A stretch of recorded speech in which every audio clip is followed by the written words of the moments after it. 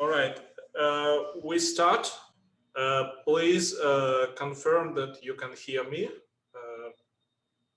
Somebody? Yes, we can hear you. Thanks. All right, so I'll show you my face because mostly you will see either pieces of my face or the board. So this is, we start this course. I apologize for the problem with the passwords. So I sent the wrong link. So the true link must have included the password. I'm attempting to see myself. Okay, one moment. It's not that I want to see myself. I want to see the board. Okay, good. All right. So what we'll start from the introduction. I will check. Itzhak, Yes. Can we perhaps wait just a few minutes because people are still registering as we have this initial delay. I think we have 27 and there should be more. So I think maybe okay. wait another no problem. 4 or 5 minutes. Yeah. Okay.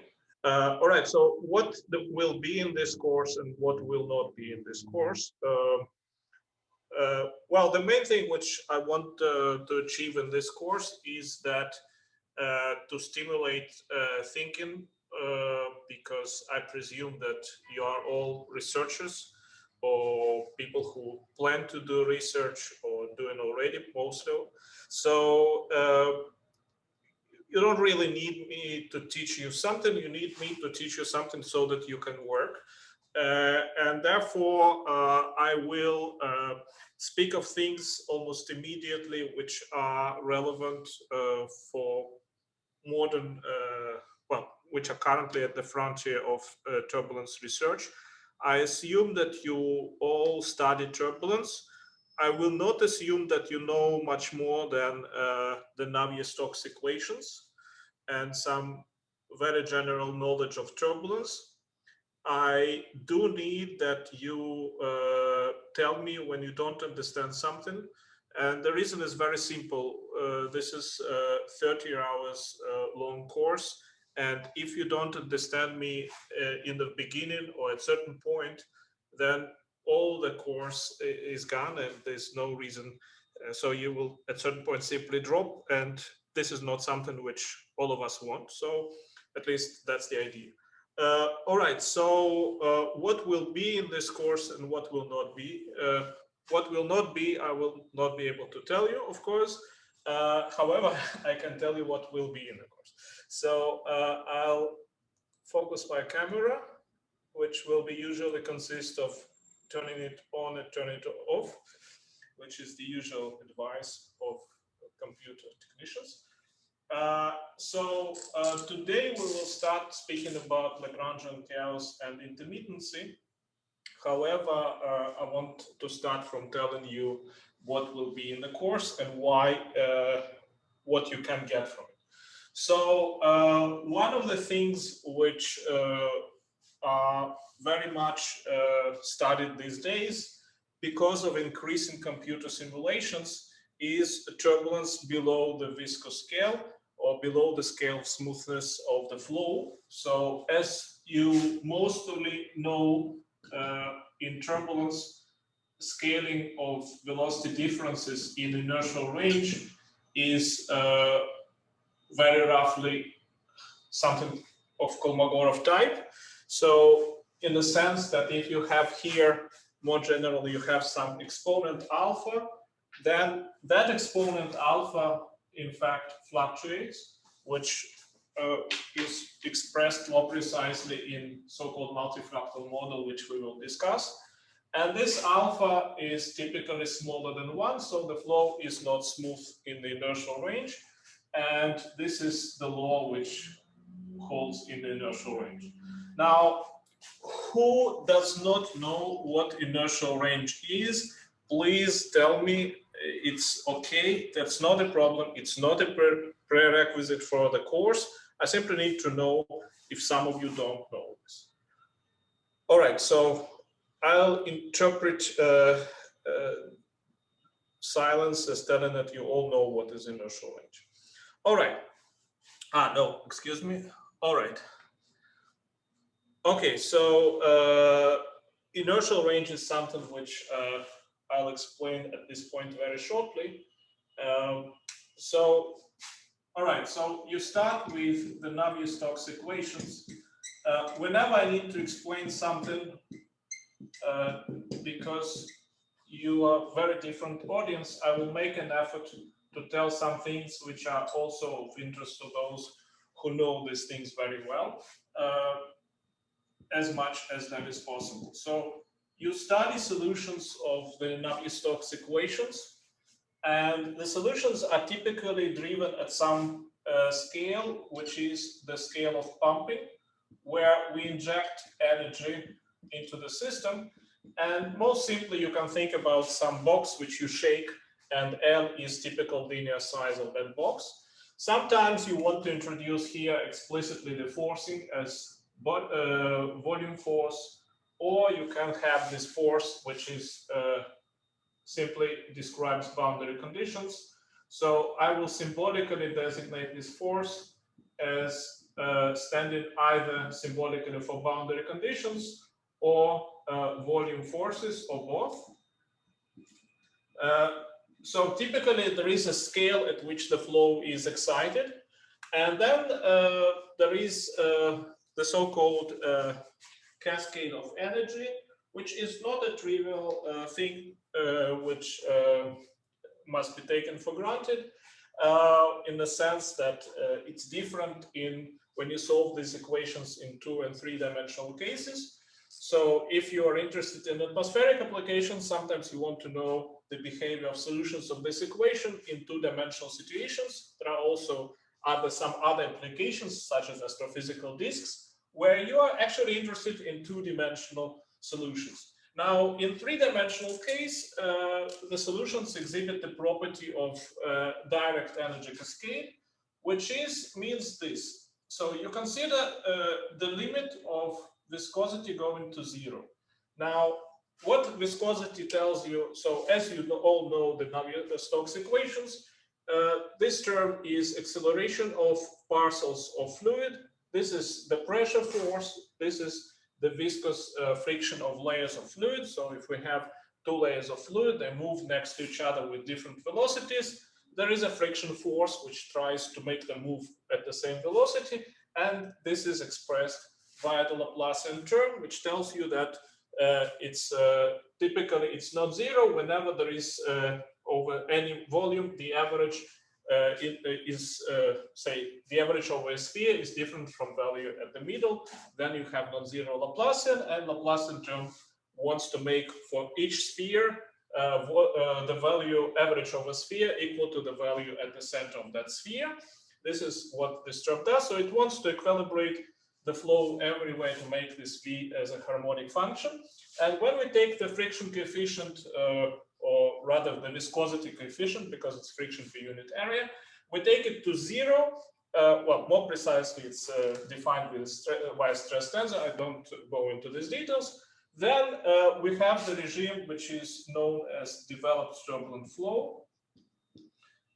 And whenever you speak of limit of viscosity going to 0, you need to provide some details on what you mean by that, because viscosity coefficient is a dimensional quantity, and of course we cannot meaningfully take a dimensional quantity to 0.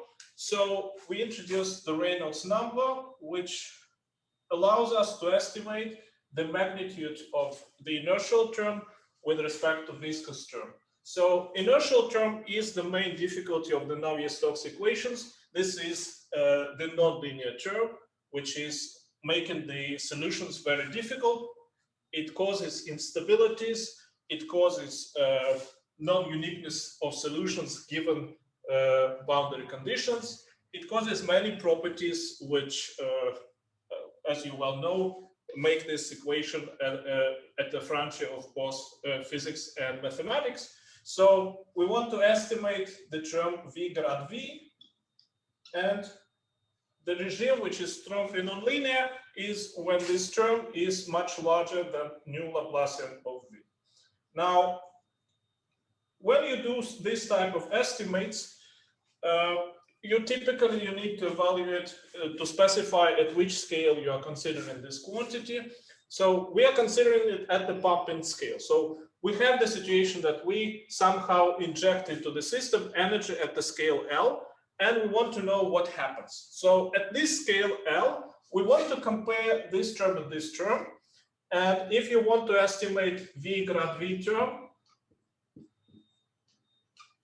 then this is roughly V squared over L, simply because gradient acts as taking some difference at the scale L divided by L.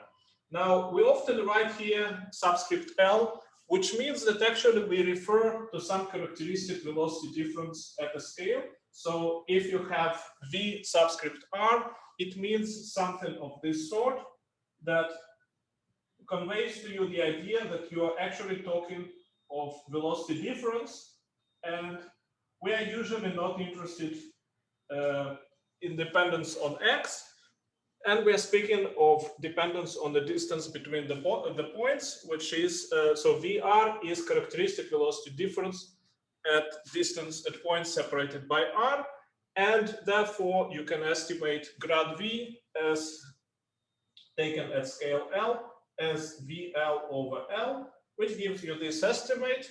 So doing the same with the denominator, you have nu V over L squared, which gives you the famous Reynolds number, which you can make an effort and define in some situations as something precise up to factors of order 1.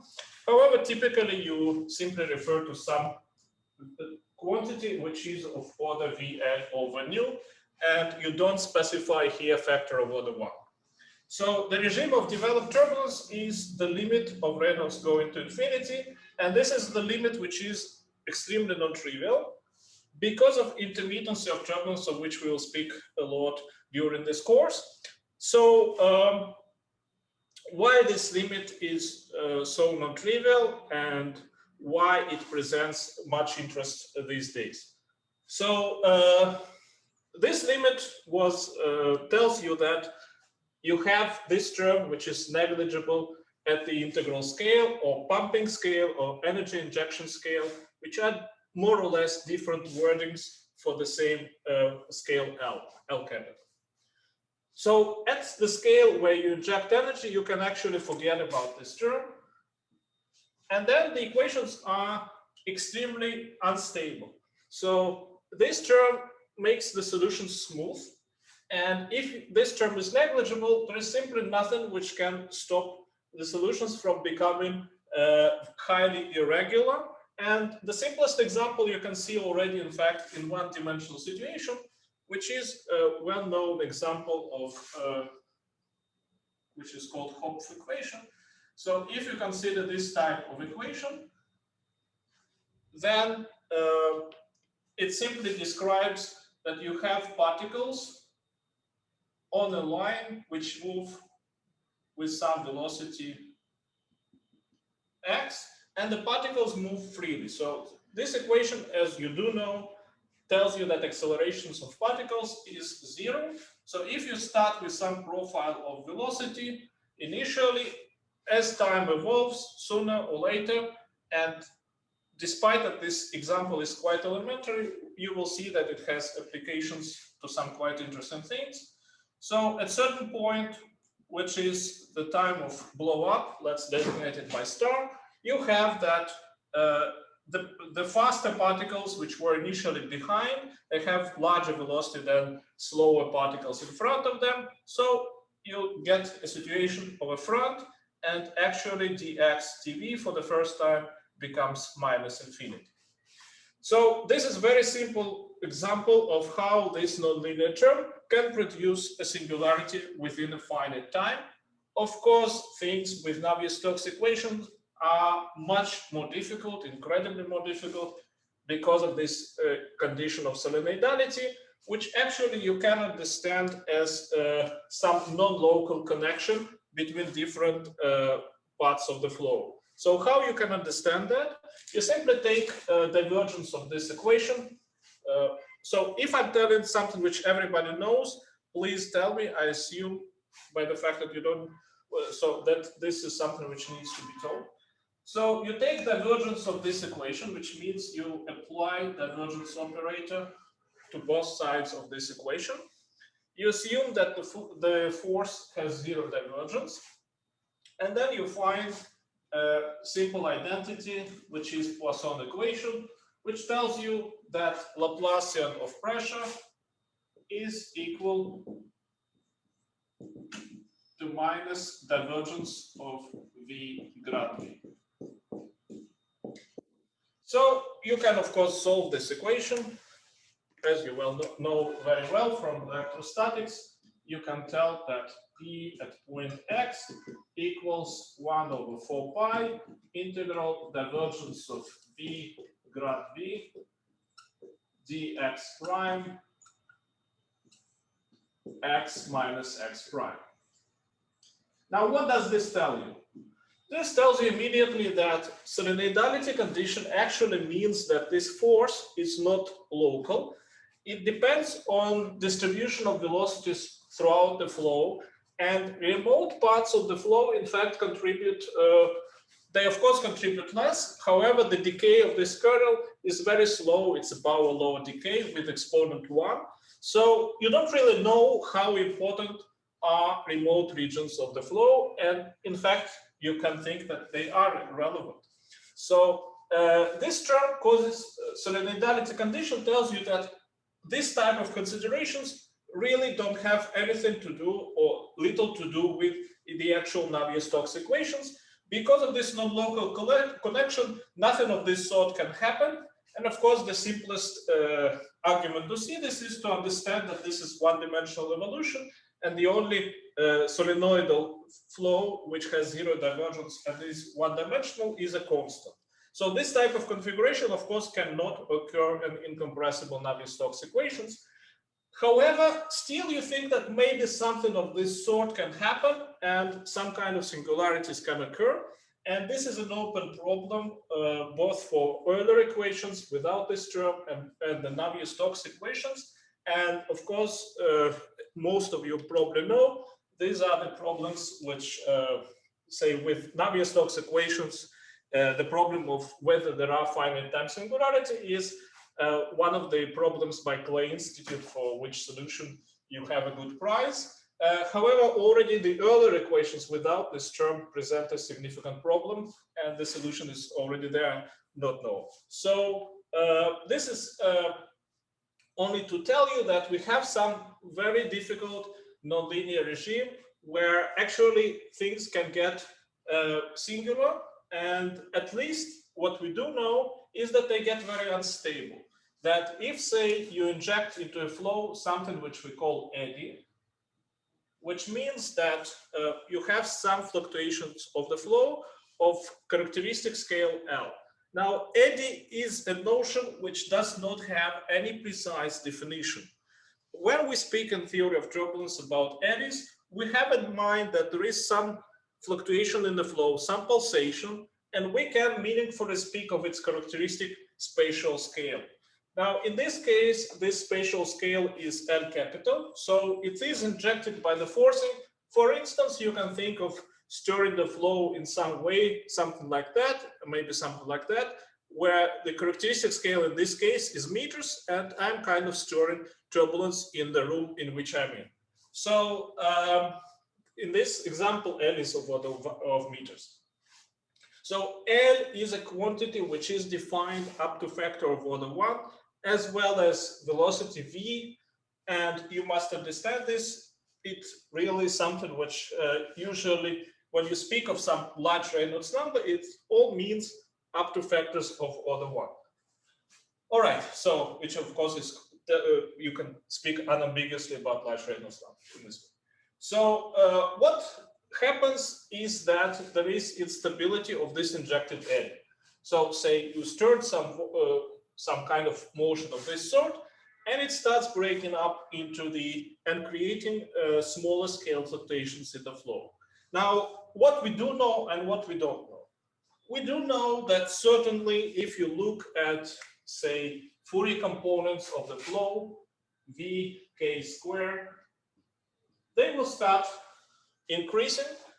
For KL, which is much larger than 1, they would grow. So after you injected the eddy, you will, at a certain point, you will see that Fourier components with amplitude, with wave number, which is much larger than in the inverse of L, which means in real space that you're looking at fluctuations of the flow with scales much smaller than L capital, you will see that these become appreciable. They are smaller than the velocity which you have at the scale N only by some power law factor. And you must seriously consider the small scale fluctuations as in a sense which I'll define more precisely a little bit later. So this process, we are certain of that. Now, we have a pictorial way of thinking about this process, how large-scale initial fluctuation creates high wave number components. And this is the process which we call cascade. However, you can already, of course, call here to tell that generation of high wave number component of the velocity field is a cascade process. Now, this cascade is typically depicted as a sequence of formation of smaller scale eddies, which is in some sense very simple. So phenomenology of turbulence is extremely simple. And the reason for that, well, of course, if you understand it, so the thing there is about understanding what you can use and what you cannot. However, by itself, it's very simple. So you look at this eddy, which say you injected by the force, and you have some velocity here, where r is of order L, and some velocity here, and by definition, v of x plus r minus v of x is a quantity of order VL. All right, where r is order L. So then you want to see what happens. And the simplest thing which you can think about is that, well, you look at this term, what is this V grad V term is doing? It's an inertial term. It's the same thing as you had here when you considered in this one-dimensional example, that the particles move at the same velocities, which is inertia, okay? So this is, if you forget about this term, there is, of course, no acceleration to particles. They simply by inertia continue moving in the same direction with the same velocity.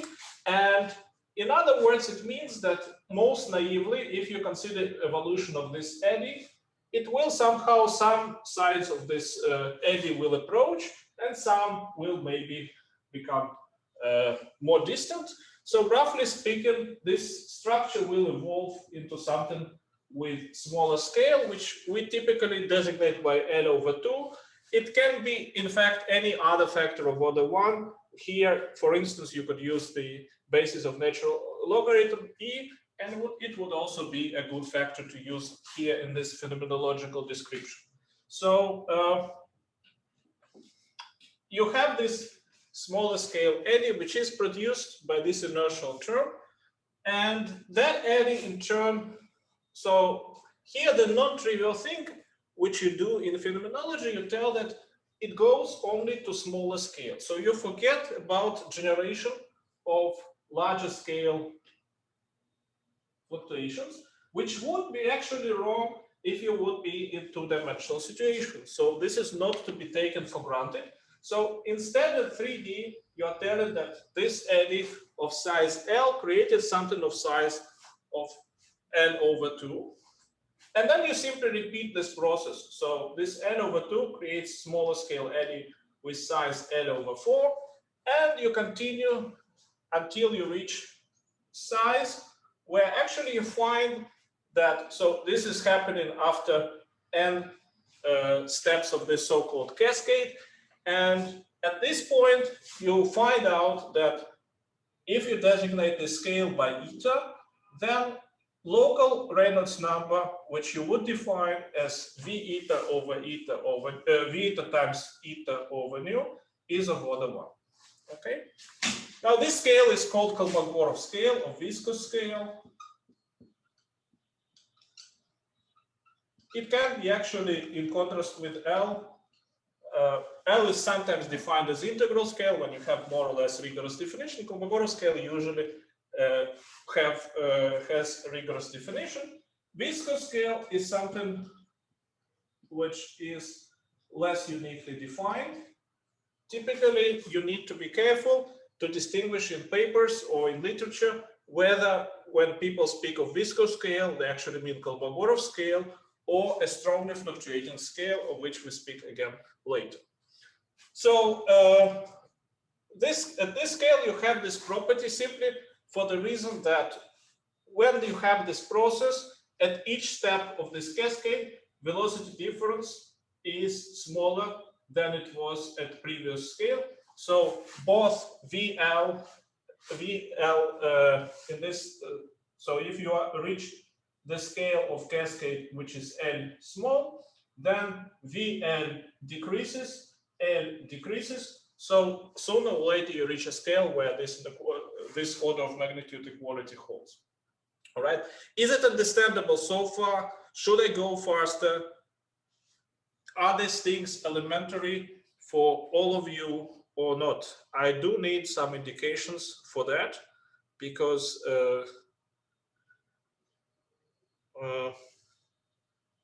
okay, good.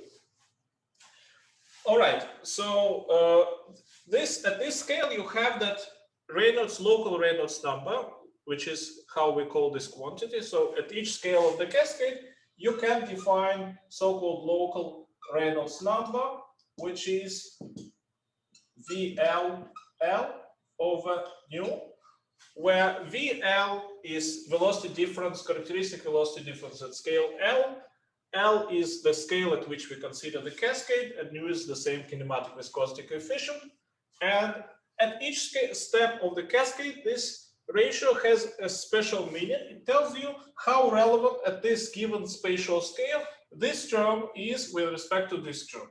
As long as this quantity remains much larger than 1, and there must be some appreciable range of L's where it is true by continuity simply. So as long as this term is much larger than 1, you can neglect viscosity, and the same type of evolution continues. This is why you actually expect that there is some kind of self-similarity involved, which is true and is not true. So you must always understand to which extent it's true. However, you see that at each scale, as you progress along this cascade, you are more or less under the same conditions, that there is some energy which arrived from larger scales. In the case of initial eddy, it comes from force. In the case of smaller scale eddies, it comes from larger scale eddies. So there is some energy which comes from larger scales to the given scale L. And if at that scale, we again have V grad V much larger than nu Laplacian V, then the process continues under the same type of conditions. So in this case, you can think that for scales which are much smaller than L and much larger than the scale eta, which by definition means that this local Reynolds number, let's call it Re, is much larger than 1,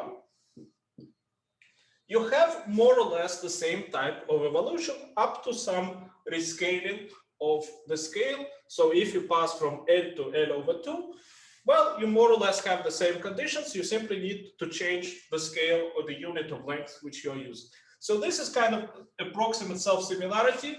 It would be true if we did not really have any kind of quantities which are somehow conserved. And here I'll be very much relaxed about the definition. So you need to have some memory of this scale so that there is no, of larger scale, so that there is no real self-similarity, and we will talk about it a bit later. However, the thing is that in this range of scales, by definition, you do not have any relevance to this term, and this range of scales is called inertial range.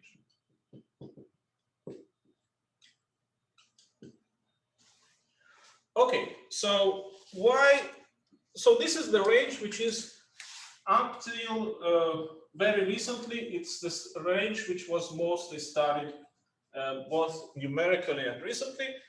Well, it's not that the other range, which we'll talk about, was not studied. It was simply studied less because it seems less relevant. And so you want to know mostly the eddies which carry more energy, and this means to know this inertial range. And then there is, so to know what happens in this inertial range. And the famous description of this inertial range is due to Kolmogorov, who predicted by something which is kind of exact relation plus self-similarity assumption, or you can also look somewhat differently at this prediction.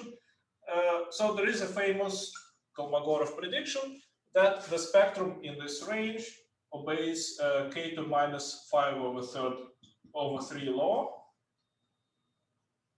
So you have something of this sort.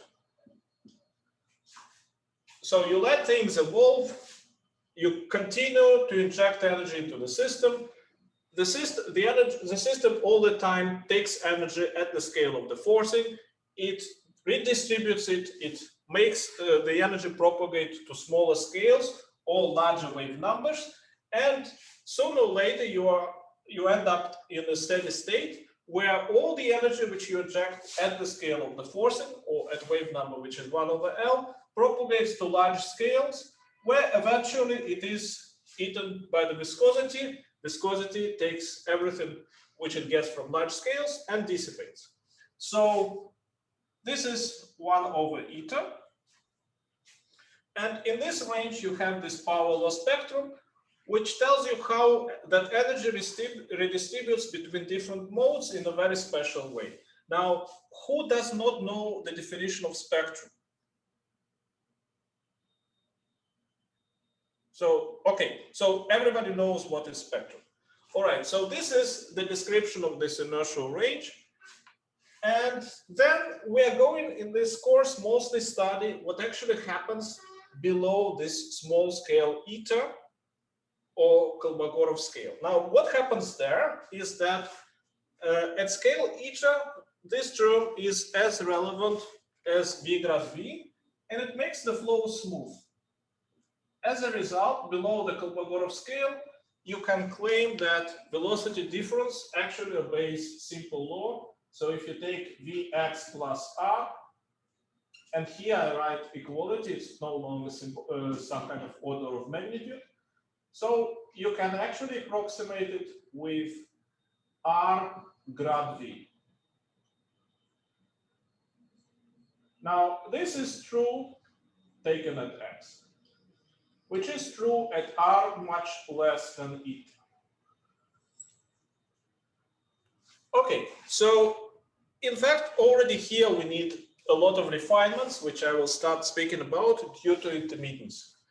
Now, is this general picture of turbulence understood at this point? You need some more explanations because this is kind of the very essence, the simplest things about turbulence without any kind of, it's simply what you need to know. Please see this again if you didn't understand everything, if you didn't know this from the very beginning. I can give you the references, everything which you need in order to make this something which you feel comfortable with.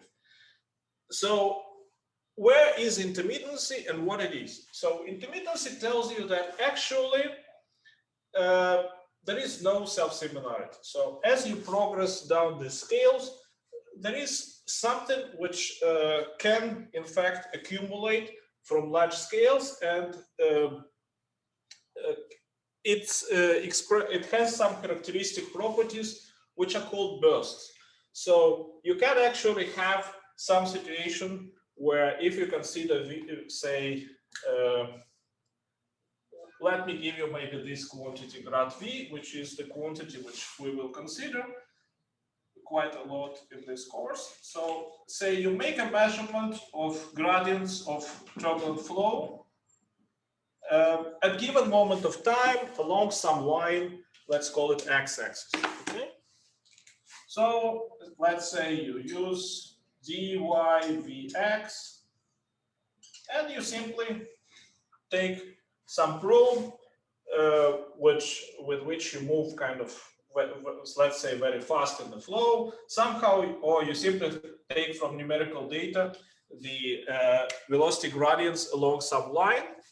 So what you will find is that this characteristic thing that you will have quite insignificant fluctuations intermitted by strong bursts, and then again long regions where things are quite calm. So this is kind of characteristic signature of turbulence, which you can speak about.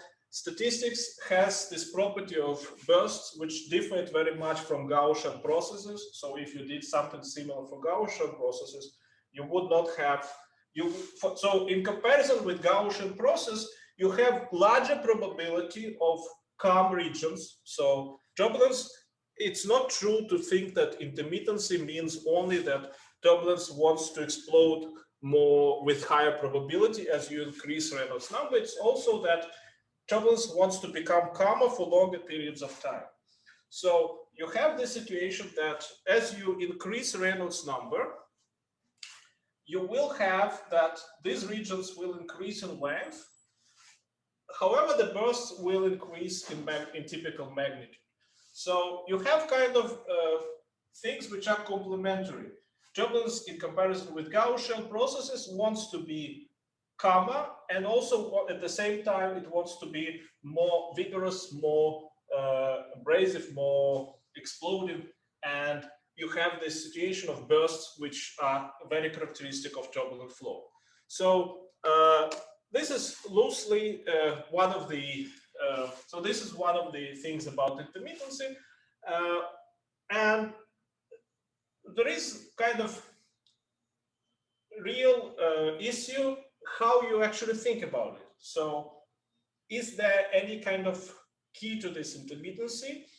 And there are some proposals of which we will speak, which consist of multifractal model and of intermittency of dissipation, which you hope to be a key to turbulent flow, which we will speak maybe already at this point. So if everything is understood, let us speak about intermittency in different languages. All right, so let us start with a simple account of Kolmogorov theory. So Kolmogorov in 1941 invented his very famous theory, which needed a refinement later. It's not completely true. However, it remains until today the reference point for all turbulence, or well, most of turbulence studies, and you certainly need to know it. It is actually relying on, I will tell it a bit differently, on the observation that you have an exact law where you must consider average. We will explain in a moment what this average is. So you take velocity difference at nearby points. So assume that you make some numerical simulation or experiment with a turbulent flow. You have in front of your eyes the field of flow at every point in space. You consider velocity difference.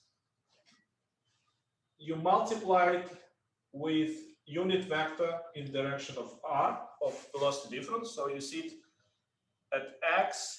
You measure the velocity at x and x plus r. So r is unit vector in this direction.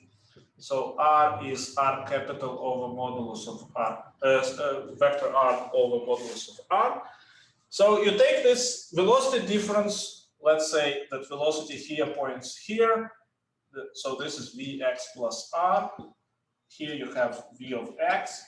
You take velocity difference, you project it onto this direction, and you raise everything which you obtain in this way to power 3, and then you average. Now, how you average? In the simple situation, you simply average over x. So by definition, you take integral of this quantity, you divide it by the volume of total flow.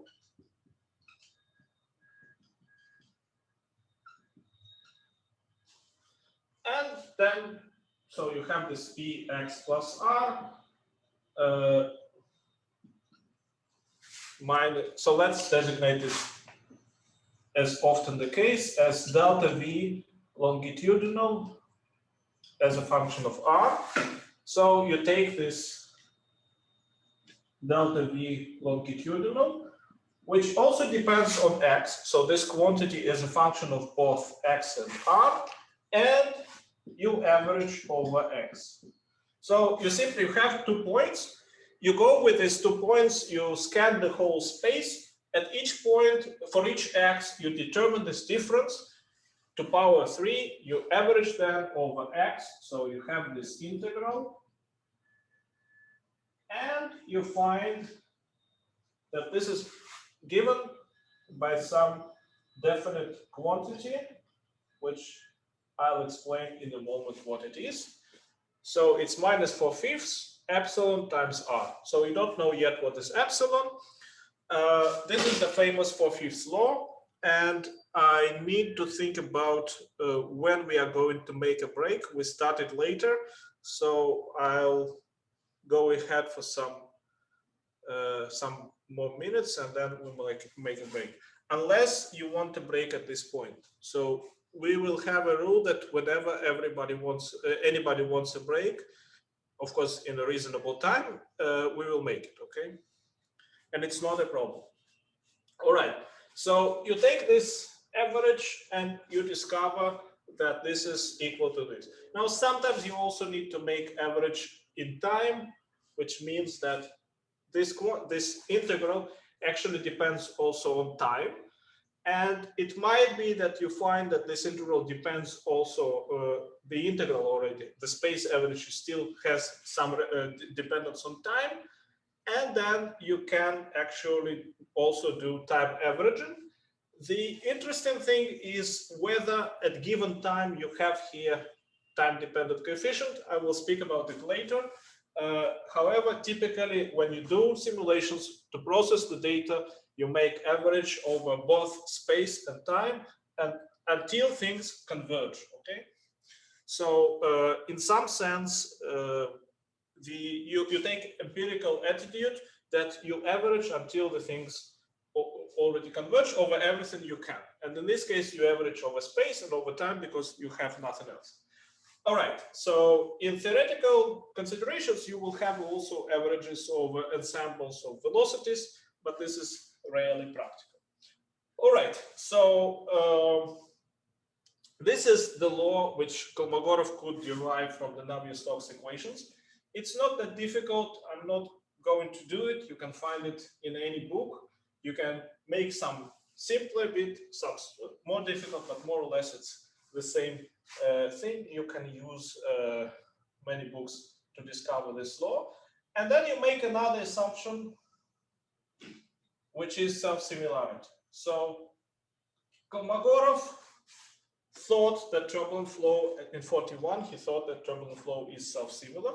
And the reason is this reason which we talked about, that in inertial range, it looks like after when you are already deep inside the inertial range, you have a lot of steps of this cascade. You think that actually what caused the energy to go from large scales, what were the details is no longer relevant. The only thing which is relevant is the energy which comes from large scales per unit time. And in fact, this is this energy epsilon. So this is the energy which passes through scales from large scales to small scales. And it must be independent of the scale at which you are considering, in the sense that the energy which passes in the steady state, energy which passes through scale L, is equal to energy which passes through any other scale, say L over 2. And the reason is very simple, because you assume that you have a steady state, which is sometimes called the zero law of turbulence, that when you have a forcing, because of viscosity, in the end, you will have some kind of steady state where the energy is constantly injected by external force and dissipates due to viscosity. So injection is at large scales, dissipation is at small scales, and at intermediate scales, you somehow need to transfer the energy. So you have this characteristic situation that the energy goes in at K, which is of order 1 over L, and dissipated at K, which is 1 over eta. And throughout these scales, you need to have energy, which in the steady state, the energy must go through these scales to larger wave numbers in order to ensure the steady state. So because, and the reason is this, that because at large scale viscosity is irrelevant, energy is not dissipated there.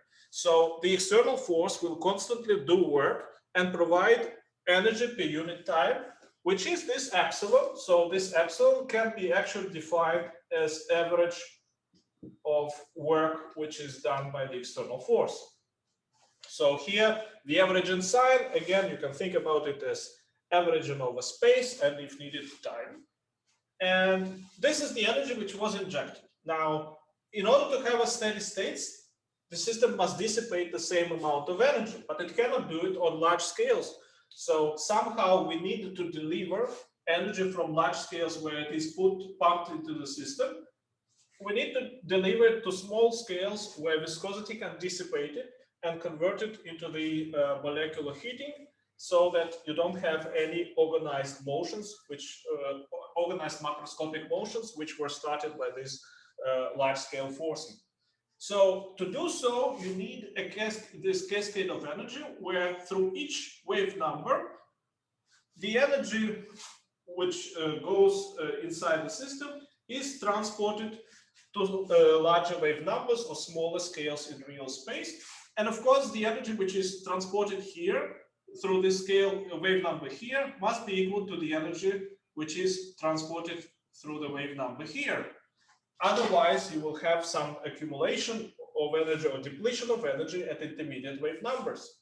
Now, you can think of Kolmogorov law, in fact, as a statement of this independence, that the energy which passes through a given wave number inside the inertial range is independent of the wave number. There is a way to restate this law in this way.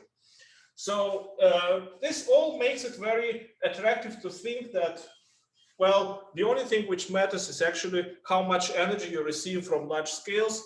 And this would be very much in vein with the usual equilibrium statistical mechanics, where you care about some integrals of motion like energy, and they determine the whole state of the very complex system.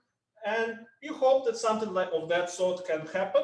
So Kolmogorov assumed that there is the only quantity which determines the properties, statistical properties of turbulence, which are defined with the help of space and time averages. Inside the inertial range, the only quantity which we care about is how much energy goes from large scales. This is an assumption. You can, in fact, restate it a bit differently. So if you use that assumption, you could actually derive all laws by simple dimensional reasoning. So you could then consider different powers of this delta V. So you would consider average of delta V to power k. And if Kolmogorov assumption that the only quantity which determines statistics is this epsilon is true, then you can claim that this bidimensional reasoning, it must be epsilon k, epsilon r k over 3 ck, where ck are dimensionless constants. Now, this is the law which you can think about differently. So you could also restate it as assumption of self-similarity of turbulence inside the inertial range. So this law purportedly holds at r much larger than eta and much smaller than a capital. So this is often is written as K41 or Kolmogorov theory. So K41 stands for Kolmogorov 41, which is the when this equality was proposed. It was proposed in a bit different way, so I'm not telling you things in the same way as they were told in the paper, but in a way which one of the acceptable ways in modern days. So the reality is that you discover that this law is not true, and there is a correction.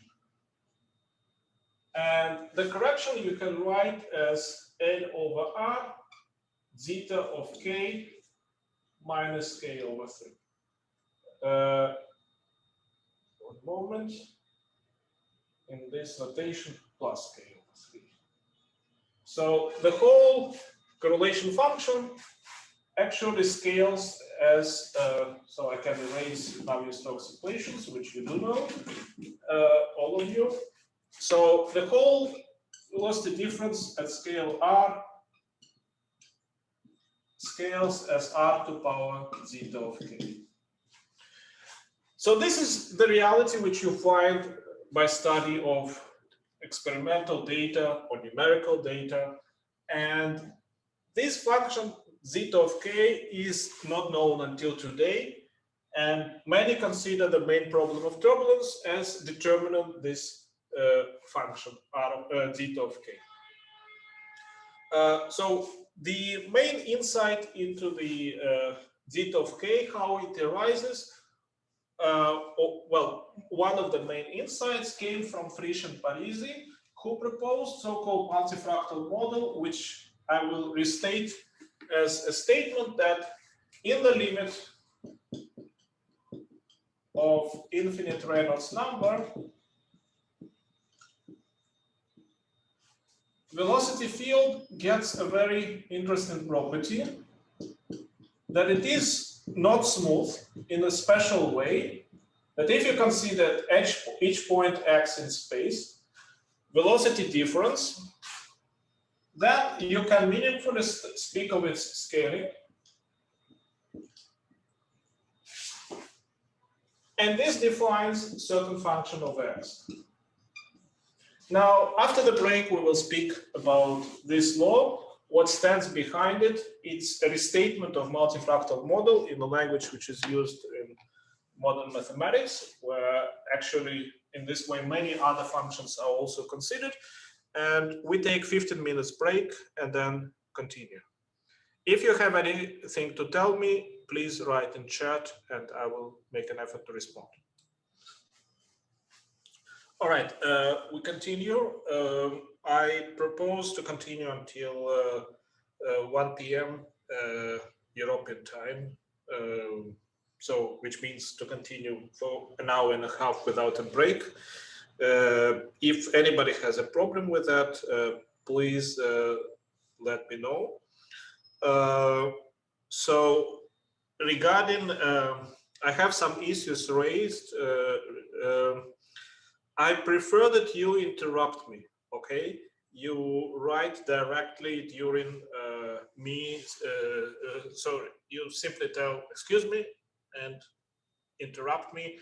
And in this way, we will have kind of, I will know that you are with me, because you must understand, I think that it seems to me that everything is okay. However, in the end, I cannot see your faces and it's online lectures. So please, as much as you can intervene, do so. Please do not feel anything wrong about it. And I do mean it. Regarding some things which I have in chat, so K41 is an assumption. It's a theory by Kolmogorov, which is more or less phenomenological. It has only one exact law, which is this 4/5 law, which can actually be derived from the Navistox equations, which means that this zeta of K for K equal 3 is 1. Now this is exact, it's a theory. The rest is assumption, which was made by Kolmogorov, and without this assumption, the theory of turbulence would not progress very well. So we must, it must be understood that this person who was a completely rigorous mathematician was able to enter the theory of turbulence and formulate a semi-phenomenological theory, which is not trivial at all. Regarding other issue about dissipation rate, we will speak about it. Literature which I can recommend. I don't want to recommend you many books. There are certainly many books, but you cannot read them all. So what I find is the shortest introduction to Turbulence, which gives you an idea of most essential things, is the book by Frisch called Turbulence.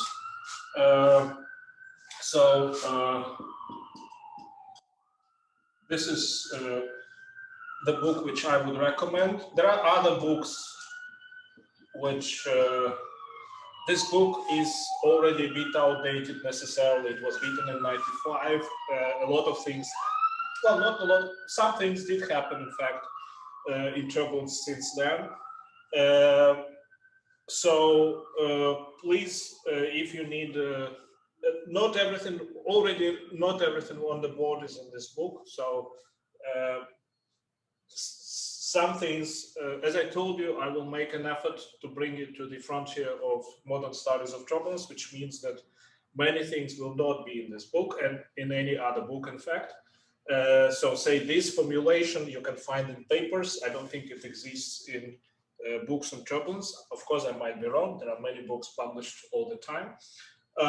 Other book which I recommend is, I will not write it, not to confuse you, but Tenekes and Lumley is a very good book.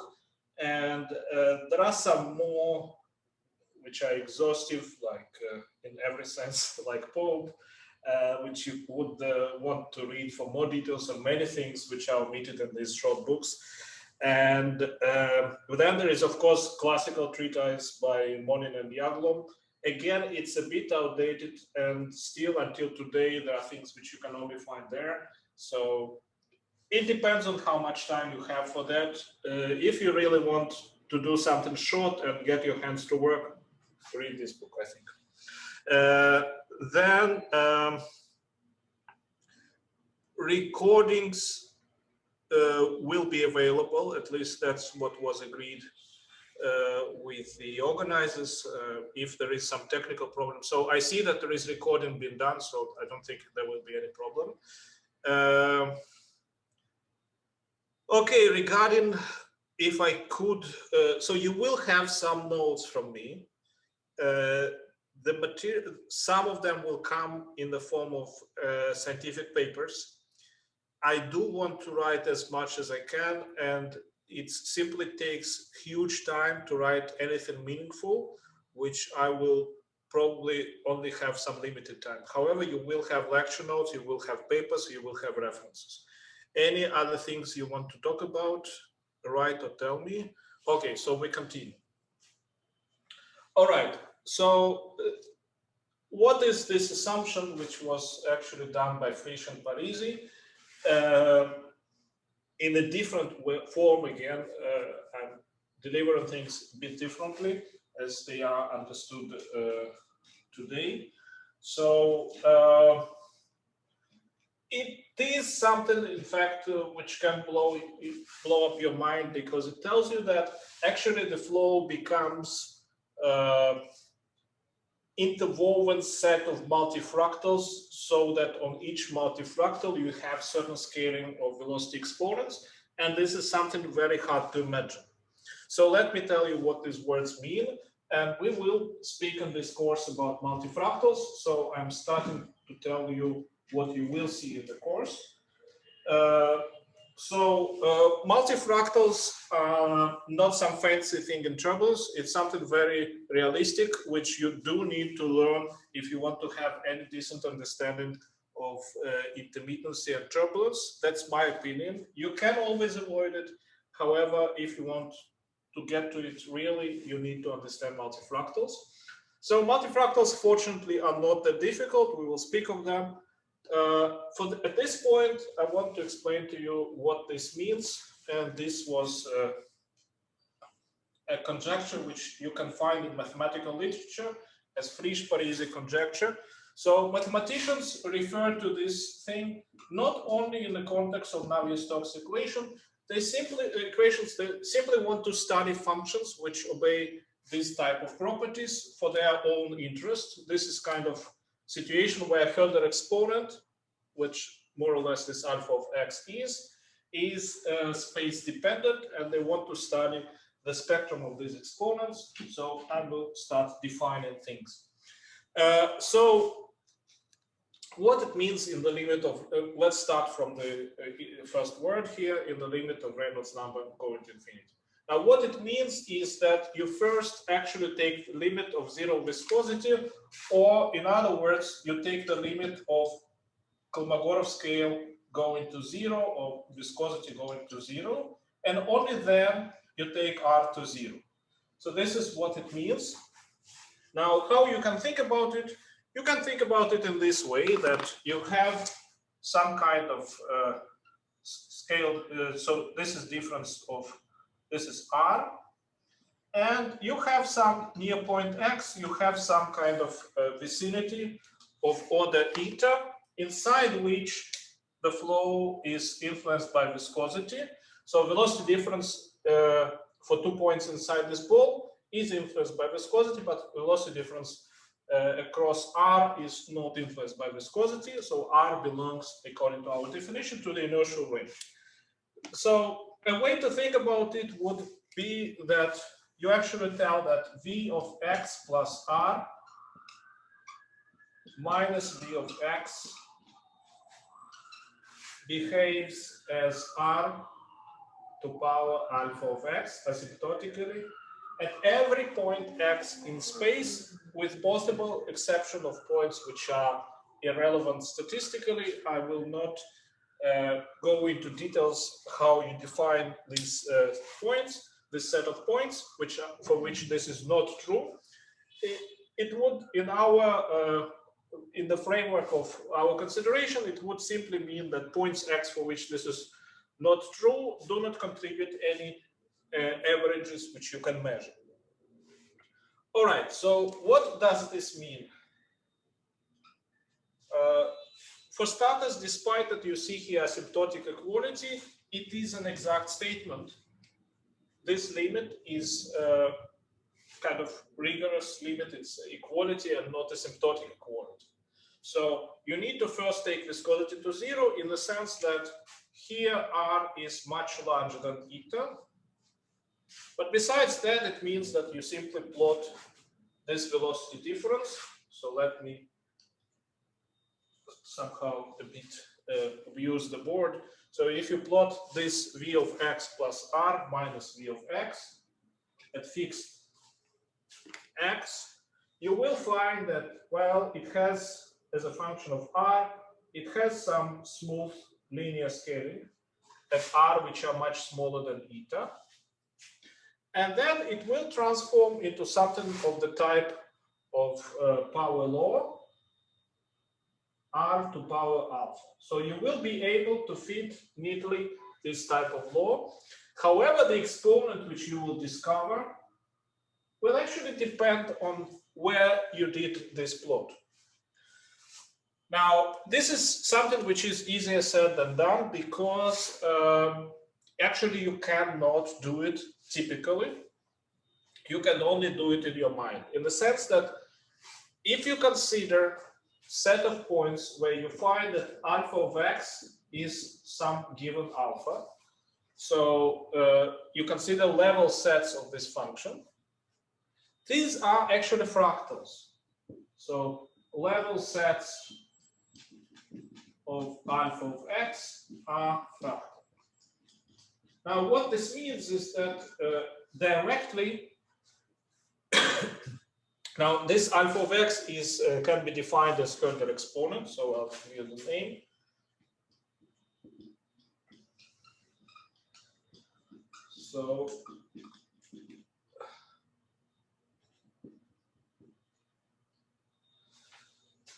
So fractality means in particular that these level sets have zero volume in space. So you cannot hit something with zero volume in space, which means that you cannot actually find X for which you have alpha of X with any given alpha.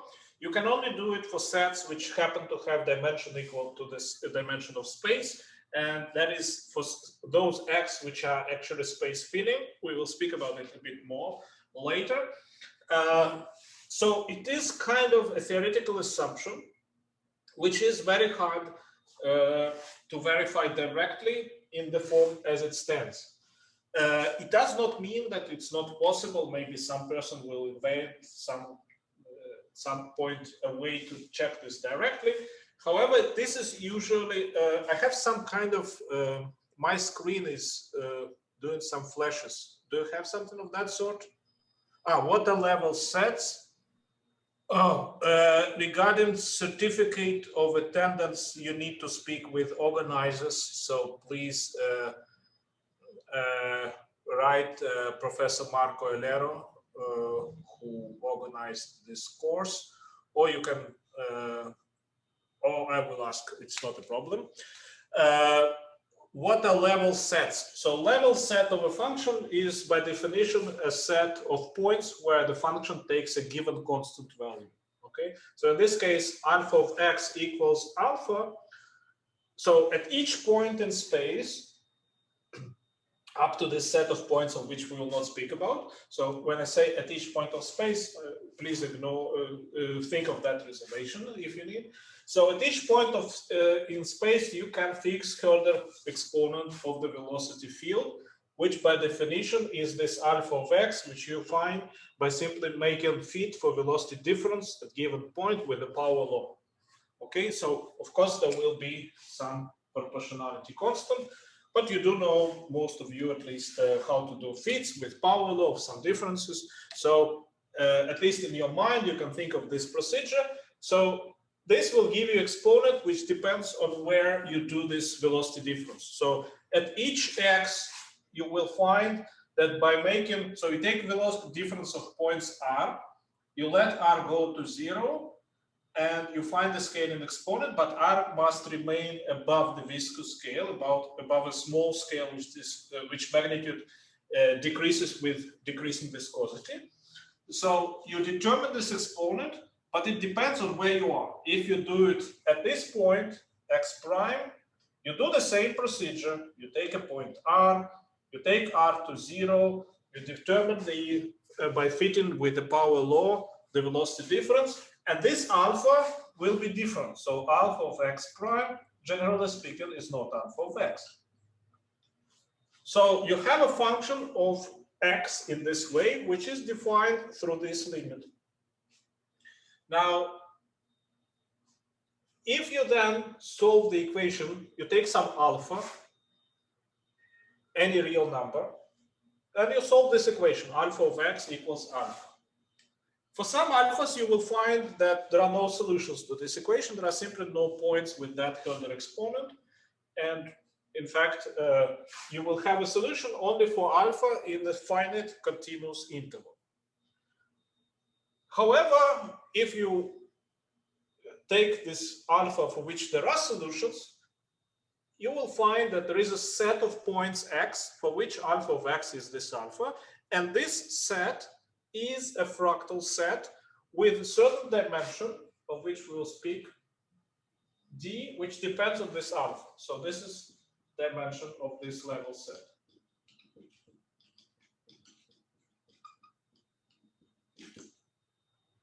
Okay, so then you have a spectrum of exponents. So typically you can think that alpha must belong to some interval between alpha minimal, which is in fact greater than 0, and alpha maximal, which is probably 1, but we will not speak of it in detail. So you have this spectrum of exponents, and you take it for granted that alpha belongs to this continuous interval. There are no holes inside this interval, and there are no alphas outside this interval. It is an interval, and inside this interval, you have, for each alpha inside this interval, you have non-trivial level sets, and these are fractals, and their dimensions are d of alpha. Okay, so you have, in other words, Herder exponents of velocity field represent highly non-trivial structure, which you have for solutions of the Navistox equations at each moment of time. And this is very non-trivial because this differs from very usual expositions of multifractal model. So usually multifractal model is stated as a way to represent this equality, which in fact is kind of tautological. We'll speak about it. It gives you simply a way of thinking. It gives you a way to represent this equality in a way in which you can think about things. Now, the way of thinking is this, that you have scaling exponents. At each point, they're different. And what this probably means is that there are different modes of propagating energy in the inertial range, okay? So there is a mode for each alpha, roughly speaking, a channel of propagation of energy, which will produce a different way, a different value of alpha, okay? So you need to distinguish between representation of this as a certain integral, which we will describe, and actual picture of flow as a certain set of Herder exponents. And the difference is, among the rest, is that this average is also over time, not only space, typically, and this is a spatial picture of velocity field at a given moment of time. These are all fine points which all can be made into papers, okay? So it's not, I'm already telling you things which are interesting to study. It's interesting to study whether you have, for a given moment of time, if you only do space average, whether you will get some meaningful scaling. So in a sense that, so here is kind of a problem for study. So under which conditions you will have that space average of delta V of k defined, so I will give this subscript S for space average, which is defined as in the way which we wrote previously. So dx over volume of the system, you have velocity difference, which depends on x, depends on distance between the points. So when you can tell that this is some c, which depends on time, times r to power zeta of k. As far as I know, this was not addressed, and this is of course very relevant question. So usually what is done is that you also average over time, and if this is true, then the exponent in this law which you find is actually so all this if average in time of c of t, which is defined as limit of, which again is a kind of a limit which you take some finite t as for which it's already convergent. So this is the time average, okay? And this equality means that if this is true, then we can claim that average of c is given by all constants which multiply r to power zeta of k, which means that this is ck epsilon to power k over 3 L to power zeta of k plus k over 3. Okay, so if this is true, then certainly the c of t obeys this. And the thing which is still was not considered, whether you can meaningfully speak of scaling at given moment of time. And to stress that this is not trivial is that mathematicians do study this type of objects where it's only space averages which have scaling. So in some sense, you can, okay, I'm looking at the chat. So in some sense, you can already, starting from this lecture, go and make simulations of Navistox and hopefully study the space averages and make an effort to study whether this ansatz works. So people were simply not so much interested in getting these details. They wanted to get some converged averaging and then study the scaling. Okay. However, it is definitely of interest because it tells you about structure of velocity field at given moment of time. All right. So then there was a question about this, another way of thinking about this multifractality, which refers to the issue which was raised by George. So I will make an effort to spell your names. The issue was what does it have to do with dissipation field? So you probably heard about multifractality of dissipation field. So it's good time to define what it is. And we will actually speak about this quantity in this course quite a lot. So let's see what okay, I'll raise this. When I raise from the board, please, it's good time to tell something, to ask something, so please do so. Or write in the chat so I can respond. If you don't tell me anything, you don't write anything, I assume that you understood everything, and this is usually a wrong assumption, so please ask. Okay. Okay, thank you, Julia. All right, so let us go to the dissipation field. So we start, we write again the Navistox equations, and we speak more about the dissipation field. So you have this equation, and dissipation field means that you have some ordered macroscopic motions of the fluid, which you typically can measure by considering the kinetic energy of the fluid. And it's easy consequence of these equations that the only term which contributes this time derivative is minus nu integral grad I vk, grad I vk, where we will always assume that all repeated, there is summation over all repeated indices. Now, what is average? Oh, okay. So Pavel asks, what is the difference between angular brackets without subscript and with subscript? So you see here, this is sign which tells you that this is definition, which I didn't continue. So the definition, which is, thank you for asking this. So let us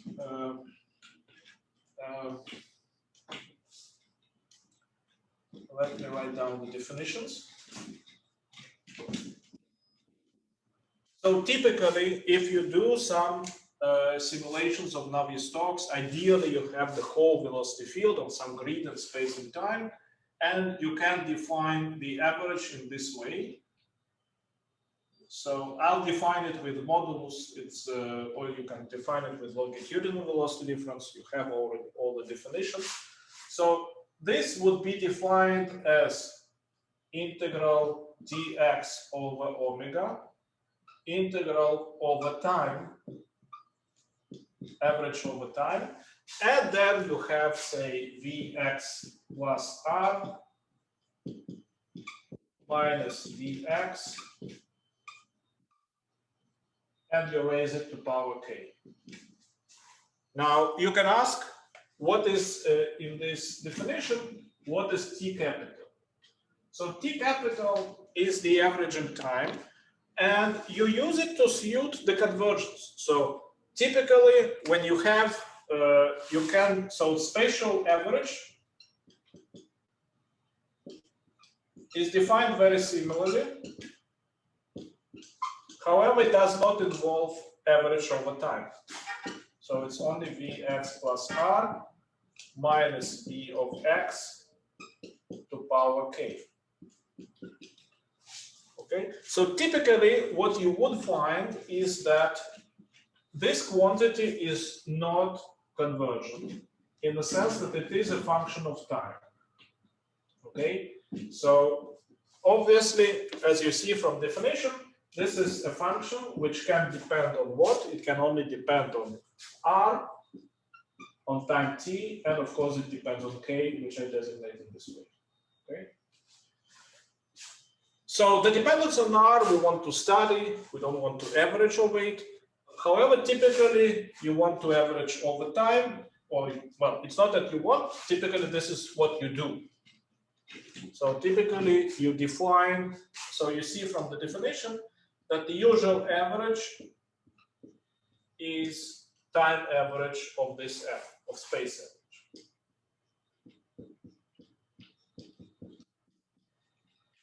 Okay. So these are the definitions. With these definitions, you can certainly find the usual definitions of scaling exponents. You take this time t capital as large as you need so that it is convergent. Now, what does it mean convergent? So it's so you plot it as a function of t capital. Okay.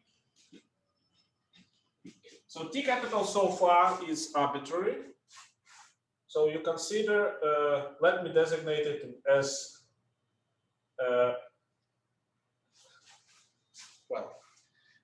I introduced the dependence on t capital. Okay. Let's do it this way. Okay, so this is the definition of time average over time t capital. Now, then you plot it. So you actually plot this function delta v of k r average as a function of t capital, as a function of t capital, and you find that it has so some kind of behavior of this sort, and then it evolves into a plateau. So this limiting value actually is, by definition, delta v k as a function of r average. Okay. So the averaging interval must be as large as you need to have the convergence to this plateau region. So let me make it a bit more. Okay. Is this understandable? You have did it? Okay. Any questions on that? Okay. All right. So well, the board is constantly moving. Okay. So these are the definitions, and as I told you, the open question is to see if already this function obeys scaling, so that you can claim that this is c of t times r to power zeta of k. All right, so this is research. Okay, so finally, it's time to go to the issues which we will talk about in the course. We will actually speak about dissipation field.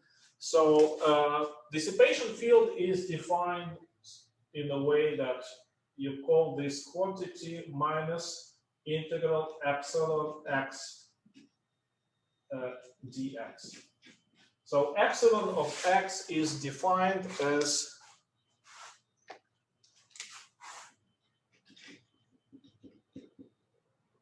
nu times grad v squared,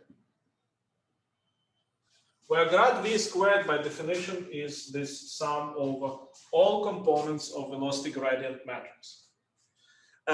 So this is the quantity which gives you another approach to the properties of turbulence at large Reynolds numbers. So when you talk about multifractality of turbulence, you have this multifractal model, and you also have another approach to multifractality, which involves this field epsilon of x. You see that it is positive definite.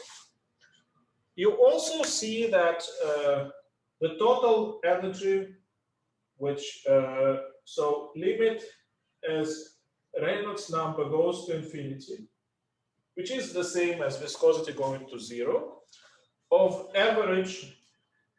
So let me designate it as epsilon x of t because it depends on x and t. Average of this epsilon is constant. Okay, so this is also sometimes called zero law of turbulence because it's equivalent to the assumption of steady state. So that this limit is finite. So what does that mean? It means that the energy which you inject into turbulence, if you introduce here the force F, then there is another term here, which is plus average work which is done by external forces, F dot V. Okay. So if there is a steady state, then on average, V square must be constant. So if you average this thing, this equality, where you need to define how you average so how you average this thing over time, I'll do it in a moment. So you average this thing over space and time. So here, I write average in the sense that you take average over time. If you want, we introduce here another subscript, there's no confusion. And this is simply the usual definition of average in the sense that this is space and time average. And again, because this is average over space, so you divide this by volume, and you find that you can rewrite it as minus epsilon average. So you can write it as average work done by external forces minus average dissipation, where average in this case, as we defined, is both space and time average. You have this field epsilon.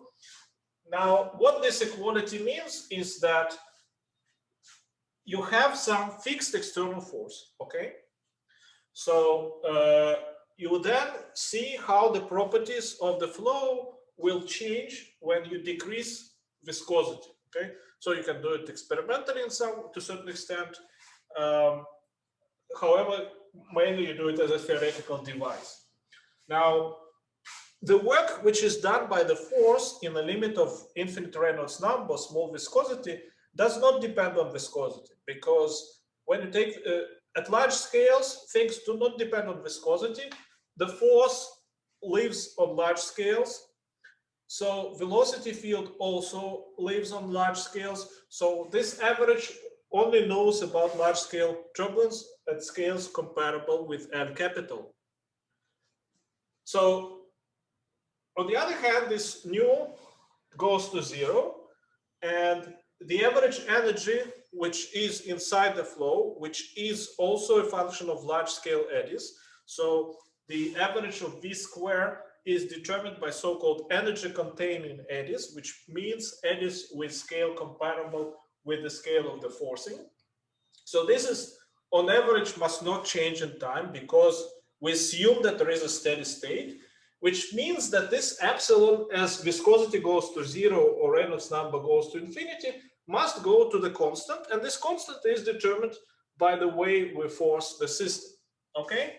Is this understood? Because this is kind of, from this we start the studies of turbulence. So if some of you don't understand this, please, it's time to talk about it.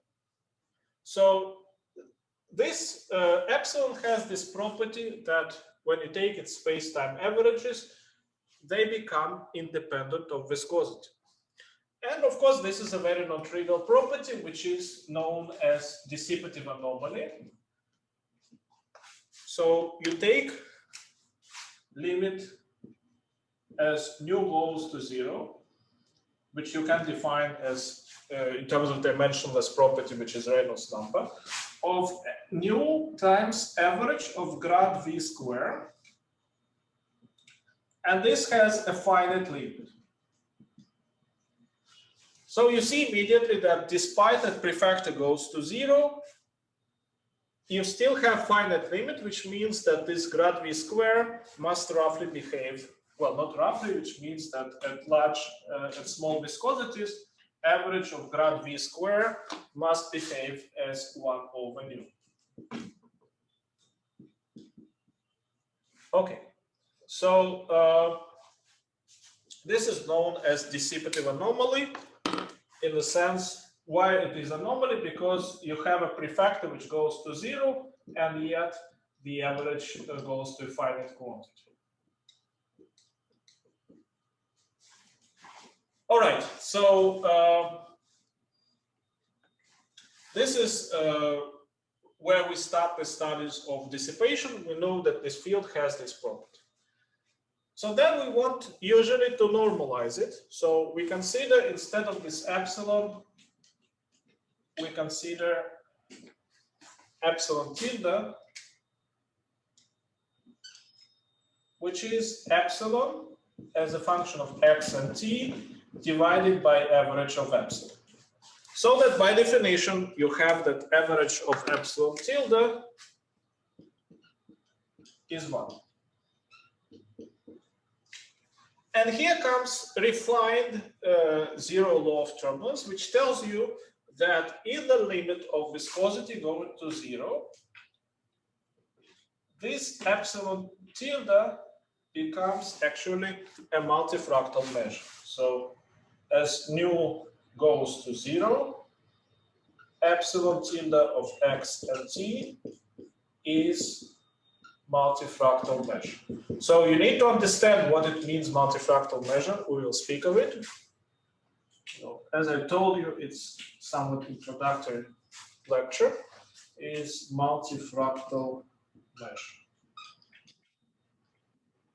So at this point, what I can tell you about multifractal measure is, so you know a very simple multifractal measure, trivial, which is delta function of x. In some sense, it's most trivial multifractal measure where you have only one dimension in the spectrum, which is 0, so it's point.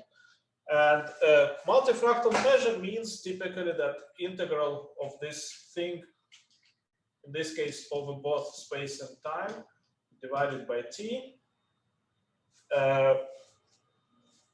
it is 1. Okay. So it means typically that you have some unit mass which you redistribute in space, and you redistribute it over a set which has 0 volume in space, and this set is multifractal. And multifractal means that it is superposition of continuum of fractals, and we will speak about it again a bit later. I would need to adjust the board from time to time. All right, so this is another way to approach multifractality of turbulence. And of course, you can wonder whether there is some kind of connection between these two ways. And here comes a point which is not trivial at all, because multifractal model, as it was used by Frisch and Parisi, involves not only this statement on Hölder exponents, which we talked about quite at length, it also involves assumption that you can use some phenomenology of turbulence in order to relate different quantities. And then, as was shown by Nelkin, a bit later after the model was introduced, you can derive multifractal properties of dissipation in terms of multifractal properties of Hölder exponents. We will speak about it. However, at this point already, I want that you distinguish carefully between different statements, because the model, the assumption of Hölder exponents does not know about phenomenology of turbulence, okay?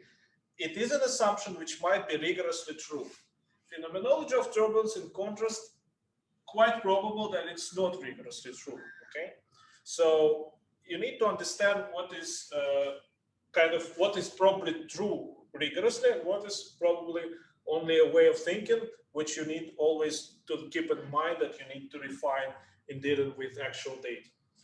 All right, so we will speak about it a bit later, and you'll see the reasons why. At this point, I want us to start speaking about what we will talk about in the course most. So we will speak about intermittency because it describes statistics of turbulent velocity gradients, and they are what actually defines the structure of the flow below the viscous scale. So you consider scales smaller than eta.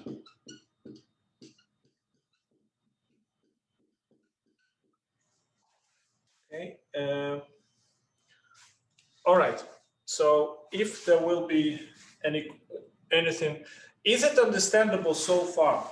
Can anybody be honest and tell that he or she does not understand? Okay, so relying on your honesty, I assume that you understood everything, and I will focus the camera by turning it on and off. All right, so we consider scales below the Kolmogorov scale, which by definition means that v of x plus r minus v of x can be approximated by first term in Taylor series. So flow is completely smooth there, its usual function, its Herder exponent is 1. So you have this approximate equality. Now already here, there are some refinements which are needed. So how you define this eta is something which we need to deal with. And then for which r's it really holds. This question is very non-trivial, so let us go step by step. So we start with definition of eta.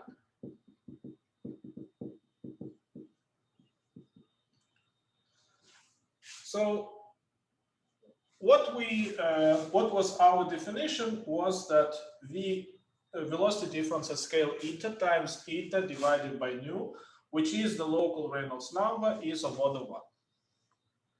Okay, so how do you approximate this v of eta, which is velocity difference at scale eta?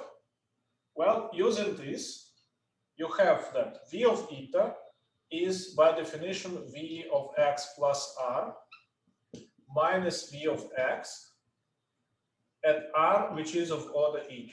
Now we all the time have all the estimates up to factors of order 1. According to this law, if we asymptotically, so this law holds at r much less than eta. However, it means that v of v eta must be of order eta times grad v. Okay, so you simply asymptotically continue the equality which holds at r much less than eta as order of magnitude equality at scale r equal eta. Okay,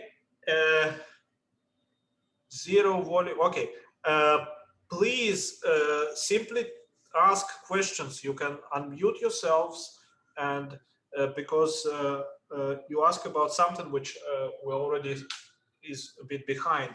So there was a question if what it means zero volume in space.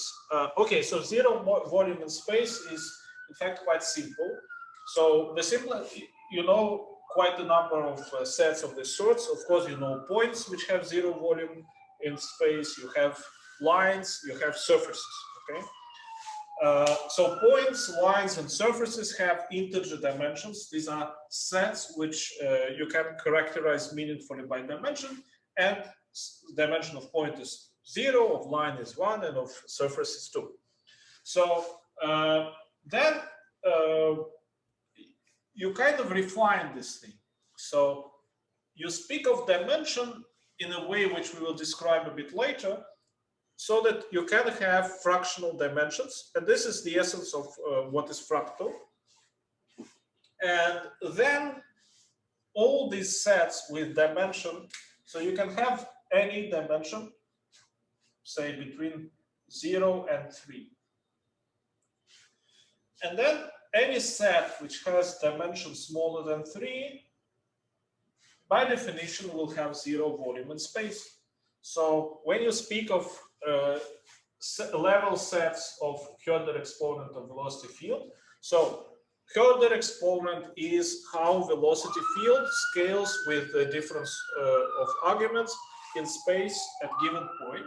So please remember this definition. Then at each point you have a different Herder exponent. This is what multifractal model or its refined version tells us. And then you can speak about what are the points where Herder exponent is some given number alpha. And these points are very hard to depict because they are not sets of points. They are kind of very difficult sets which have multifractal properties. And very roughly, it means that, well, let's say if you take a point inside this set, for each small epsilon, you can calculate total number of, well, total mass of points in a certain prescription inside this epsilon, and you find that this mass actually, for finite sets of points, it would be 0, of course, but here you find that, well, if they have finite mass, will be independent of epsilon, but here you have this definition that it scales non-trivially with the volume, with the radius of the ball. We will define these things. Let us not go into details at this point. I hope that you have already a rough idea what is zero volume and space. Okay, so with your permission, I'll erase this and we continue with this consideration.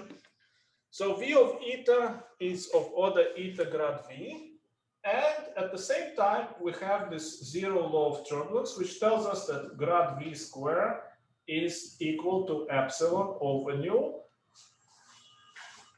where epsilon in the limit of small viscosity is a quantity which is viscosity independent. In other words, you can tell that from this, you can estimate that this is eta times square root of epsilon over nu, which gives you an equality that eta square times square root of epsilon over nu divided by nu must be of order 1. And then you define from this, you fix the constant of order 1 as to give the definition that eta by definition is nu cube. Please check this formula. Nu cube over epsilon to power 1/4. So this is a definition of Kolmogorov scale. As you can see, this is kind of order of magnitude estimate, which then you define in a certain way the constant of order 1, which is present always in asymptotic evaluation. So you have definition of Kolmogorov scale. All right, so this is something which you need to know when you study turbulence. So please make sure that you understand it, and if you don't, write in the chat or tell something. So still, it's something which you see that we actually do very rough estimates. Why these estimates are rough? Because we are using here this equality. Now, this equality is exact, it's true.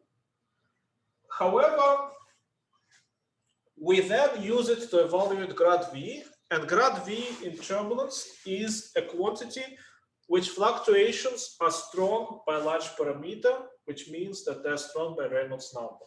So if you consider average of modulus of grad V to power k,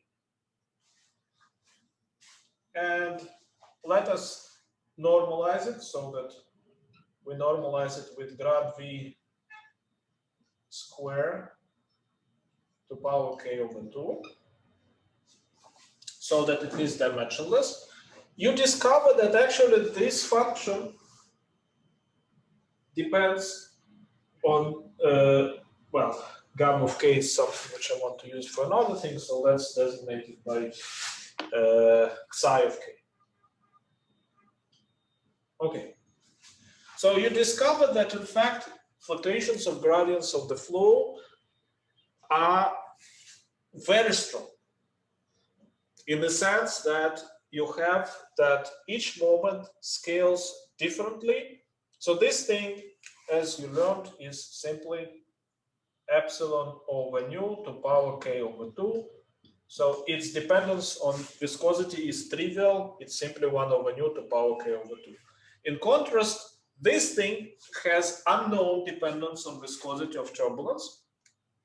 And it turns out that it gives you another set of anomalous exponents, which are equivalent to anomalous exponents of dissipation. So you can also define it in this way, that we introduce this field epsilon tilde, which is epsilon divided by epsilon average.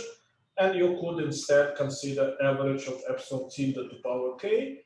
And you can see very easily that this is Reynolds to power psi of k over 2. psi of k, so twice k, well, probably k over 2, twice k, something like this. So of course they are very simply related because epsilon is grad v squared, 2k.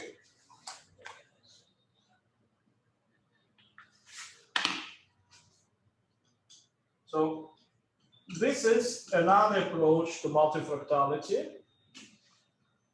where you actually consider these exponents. This is psi, and you can confirm this by observing that epsilon is nu grad v squared. All right, so these are the properties which you discover in simulations. They provide you another insight into the intermittency of turbulence. They tell you that gradients of the flow have very strong fluctuations, and these fluctuations are strong by Reynolds number. Now, at this point, I want to make a pause for 1 minute and to hear your questions on everything which you heard so far today, because I'm quite certain that you cannot, even those who knew these things might have some questions, and not speaking of those who did not. So please, at this point, it's time to ask questions. Tell me something or write in chat. I have a question. Yes. In the lower right part where it says that the average of the epsilon k is equal to similar to Reynolds, but I don't see the symbol beside the Reynolds number. Oh, okay. So can you, yeah, please.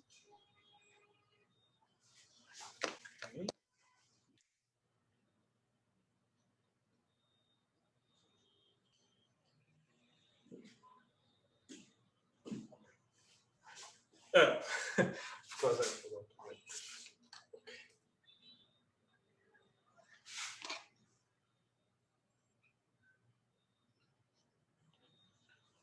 Okay. Any questions?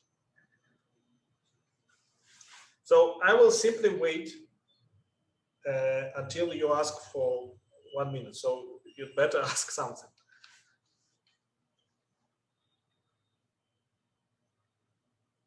Well, I also still don't understand what you mean by multifractal when you say something is multifractal. Yes. Who asks this? Because I don't see. It was me. Me. Ah. What is the name? Because I'm you must understand I'm in speaker view so that I can see the board. Who asked this? Ah, Fabian. Okay. Is it Fabian? Okay, good. All right. So the what is multifractal? We did not speak yet because it demands we need to introduce what is fractal, and then from that we can introduce what is multifractal. At this point, you can understand multifractality as a statement that this function psi of k is not trivial. And let me, at this point, so that you have for the definition for these lectures, for today's lecture, the definition of multifractality could be this. So we considered the law by which velocity difference moments depend on r, and we took it from experimental data that there are some functions zeta of k, so that there is a scaling in r when r belongs to inertial range, which means that it's much less than eta, much larger than eta, much less than L capital, and you also have the definition of eta here. So if you plot this zeta of k, so zeta depends on order of the moment. So you have zeta of k.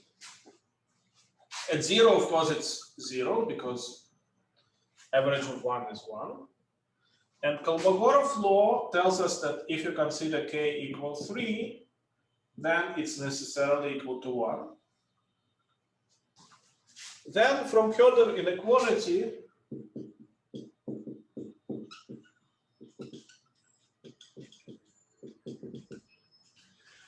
you can conclude that zeta of k is convex function. Please let me know if you need me to prove these things, or you can see it by yourselves. So use usual Herder inequality from probability theory. And then it means that this is kind of a function of this sort. And it's completely open what happens at large k. Some people believe that it goes to a constant. Some people believe that it continues to increase. So we do know this function more or less up to k, which is probably 12, for integer points. So we have some measurements for k equals 1, 2, 4, and so forth. The measurements become increasingly more demanding because you need more and more events in order to get the value. So then, what would be Kolmogorov theory? Kolmogorov theory means that there is simply scaling, that you can claim that delta V at R scales as R to power 1 over 3, which means that delta V to power K, the moments must behave as R to power K over 3. So Kolmogorov law would be that you have something of this sort. So this is K41. So in the frame of today's lecture, multifractality of turbulence means that this zeta of K is different from Kolmogorov prediction. It's not K over 3. And I will provide you also with another definition, which is that in terms of dissipation. So you have this definition that epsilon tilde to power k is Reynolds to power zeta of 2k, psi of 2k. Again, you can show that this psi of k is a convex function. And so if you plot this psi of k, maybe I'll define it with a, well, not to have this factor of 2, I will define it as a new function sigma of k, which is, of course, simply related to the scaling of velocity gradients. So if you plot the sigma of k, what do you know about this function? Again, you know that at k equals 0, it must be 0 because average of 1 is 1. You also know that at k equal 1, because we normalize it by average dissipation, it is independent of Reynolds number. So we also know that at k equal 1, it is 0. And again, you can claim that it is convex. So you can claim that it must have this type of form. And in fact, I will provide you with a fit for this function, which works excellently. It is describable with log normal model, which needs to be carefully distinguished from log normal model in inertial range. So all numbers on turbulence can be actually fit with quadratic fit, which continues up to the quite large k. So these are experimental measurements. So here, multifractality means that sigma of k is simply not 0. So Kolmogorov type reasoning would tell you that epsilon, fluctuations of epsilon don't have any anomalous scaling in Reynolds number. So to say that all these are simply constants. So in Kolmogorov theory, you have average of epsilon tilde k, simply some constants independent of Reynolds. So these are two different definitions of multifractality. For today's lecture, they can be related using multifractal model in the sense that if you accept phenomenology of turbulence, you can actually derive sigma of k from zeta of k using assumptions of multifractal model. Yet it's not obvious that this is the validity of this phenomenological transition is not completely understood by today. So it's good if you take this simply as different sets of exponents. So you have a function zeta of k, you have a function sigma of k. You can derive them definitely from numerical simulations or experimental measurements, and they have these generic forms.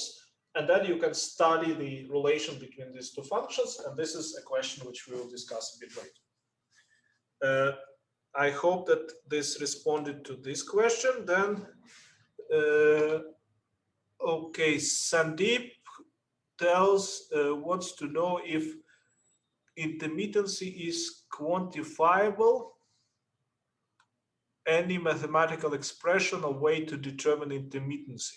Okay, so you probably read the chat, so I will not reread it.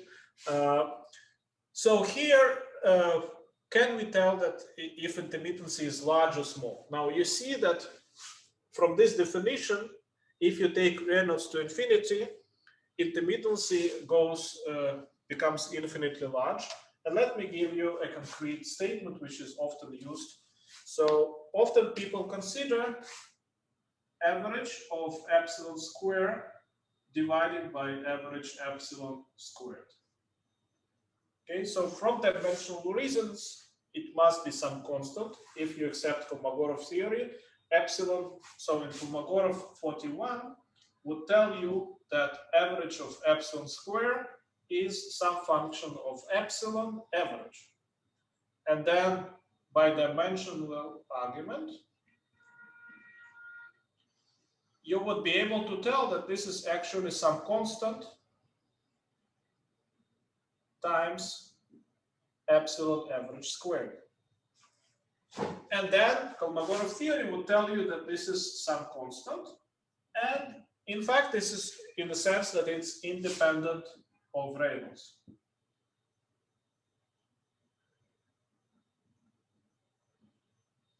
Now, moreover, if you have kind of Gaussian statistics, then this constant is of order 1. Now, a measure of intermittency is to find for some concrete Reynolds numbers what is the value of this quantity. And if you find that it is a large number, then it means that intermittency is large. So this is a number by which you can characterize the strength of intermittency. However, you can also tell that, in fact, this is not a constant in reality. It is some kind of, so in fact, it is some constant times Reynolds to power delta, where delta is strictly positive quantity. So the strength of intermittency in this sense would depend on at which Reynolds number you are. So if you are at Reynolds number, at Taylor microscale Reynolds number, which, or simply Reynolds number, which we define, which says 1000, then you will get one answer. If it's 10,000 or 100,000, you will get a very different answer. So at given Reynolds number, you can simply tell this is my measure of intermittency. However, there is nothing special about this measure of intermittency. You can have another measure of intermittency, which would be average of epsilon to power 3/2 over average of epsilon to power 3/2. Okay. So it would give you another number, which would also be large if Reynolds number is large. And it would give you another measure of intermittency. So, so to say, to give a measure, there's no unique measure of intermittency. It depends on what you want to study. So when you speak of intermittency, you speak about it as a property that fluctuations of some quantities in turbulence are parametrically large. Say, if you consider gradients of velocity field, you have this, they are very volatile. So if you consider this dy vx, you have these fluctuations, and then suddenly there's a burst, and then so it's very kind of volatile statistics. They have gradients have lots of bursts and unusual irregular behavior, and then for some reason they are calm for long times and so forth. So say you cannot even tell that intermittency means that there are more bursts, because I told you it also means that there are more calm regions. Okay, so there is no unique measure in this sense. It's not quantifiable in this sense. Other questions? Yes, I have one question. So I know that for different models such as refined Kolmogorov or beta models, so where you assume a certain fractal structure, you get certain fractal exponents. Does it also work, or like certain scaling exponent, does it also work the other way around? So you have certain scaling exponents, and can you refer or infer a certain fractal structure? Okay, so in some sense, these scaling exponents, okay, so epsilon is this field of dissipation is a good example of speaking of, it's not trivial, okay? It's which is why you're asking this. So Tobias wants a relation between multifractality and scaling exponents.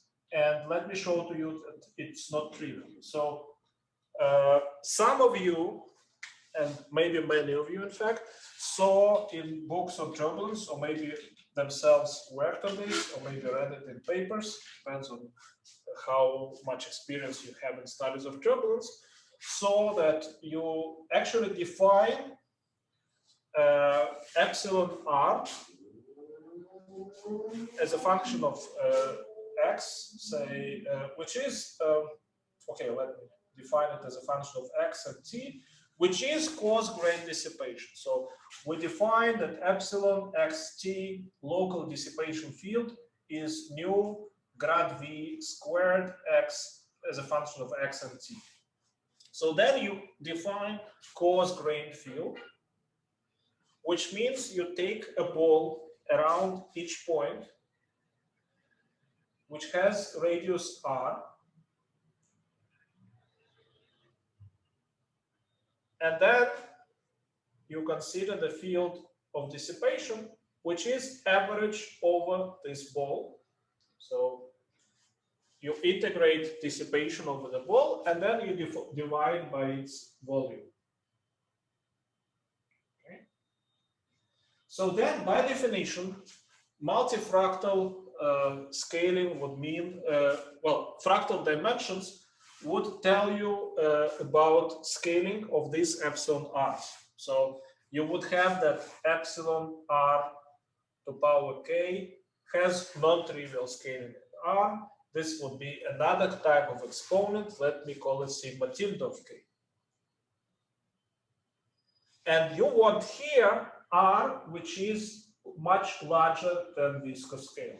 Okay, so this is quite usual object in the study of turbulence. It was treated very seriously in 1962 when people wanted to correct Kolmogorov 41 theory by involving some fluctuations of dissipation. So they told that, well, dissipation field is not really kind of constant or something which has small fluctuations. It can have large fluctuations. Let us describe them with a log normal assumption, which is wrong for this field. So log normal assumption means that this sigma tilde is quadratic function of k. So you must not understand every word which I'm saying. It's simply because I'm telling you quite a long story. Now, log normal model explained many things. It's not accurate. So however, there is this function, and this function actually is equivalent to dimensions of the fractal. So when I told you that epsilon becomes a multifractal measure, it means that it has certain dimensions of which we will speak, and these dimensions are equivalent to this function sigma tilde of k. The most non-trivial thing is that you cannot, at least without some phenomenological assumptions, there is no way to relate these moments and this sigma tilde of k and this sigma of k, because these moments involve actually viscous scale, So they are here, you take R, which is eta. So you could say that locally, okay, so locally you have this equality, okay, at R equal eta. This is the same thing. Now here you define, please listen, and if you don't understand, tell me. So there is, at each point X, there is smoothness scale, okay? This smoothness scale, in fact, depends on X. Now, it can be defined as the largest scale eta, which depends on X, for which this equality is true. So you coarse grain this field epsilon, which for any finite Reynolds number or any finite viscosity is a smooth field. So at least we believe so, because we believe that there are no, well, at least in usual descriptions, you don't assume that this field has singularities at finite eta, which would be the case if you had finite time blow-ups. We kind of skip this thing when we construct theory of turbulence.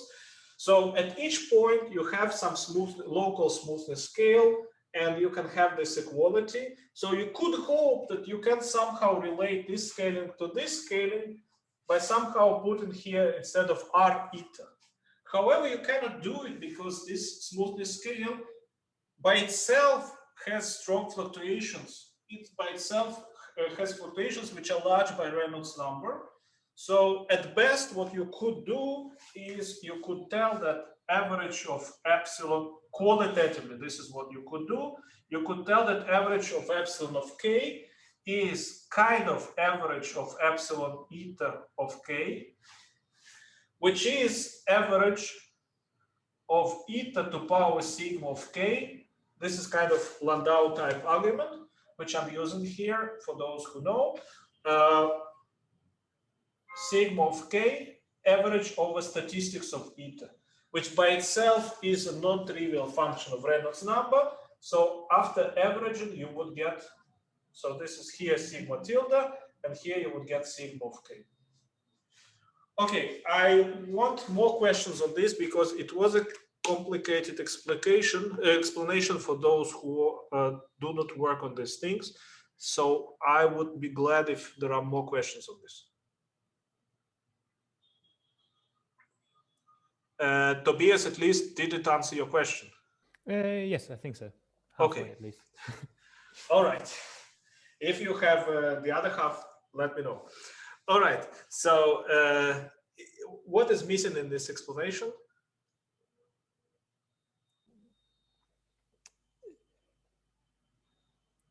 If you prefer not to speak about it at this point, we can go ahead. I'm not quite, I mean, for those models, for example, beta model or so, you actually, I don't know where your assumption now goes in there, because I'm not quite, I'm not super into, like, I don't have the beta model or those models in my mind right now to the full extent. I just know that there are like certain expressions for those scaling exponents where some fractal structure goes in.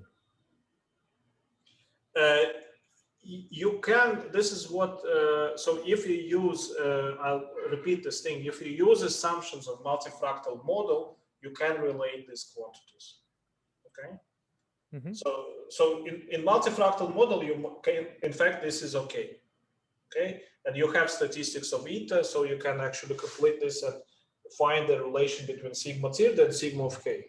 That relation will not be trivial at all. However, it's doable, and beta model would give you some concrete values of these functions, because beta model provides you some modeling for these unknown functions. These are just assumptions and essentially rather phenomenological, or yes, out of the sky, out of the blue, essentially.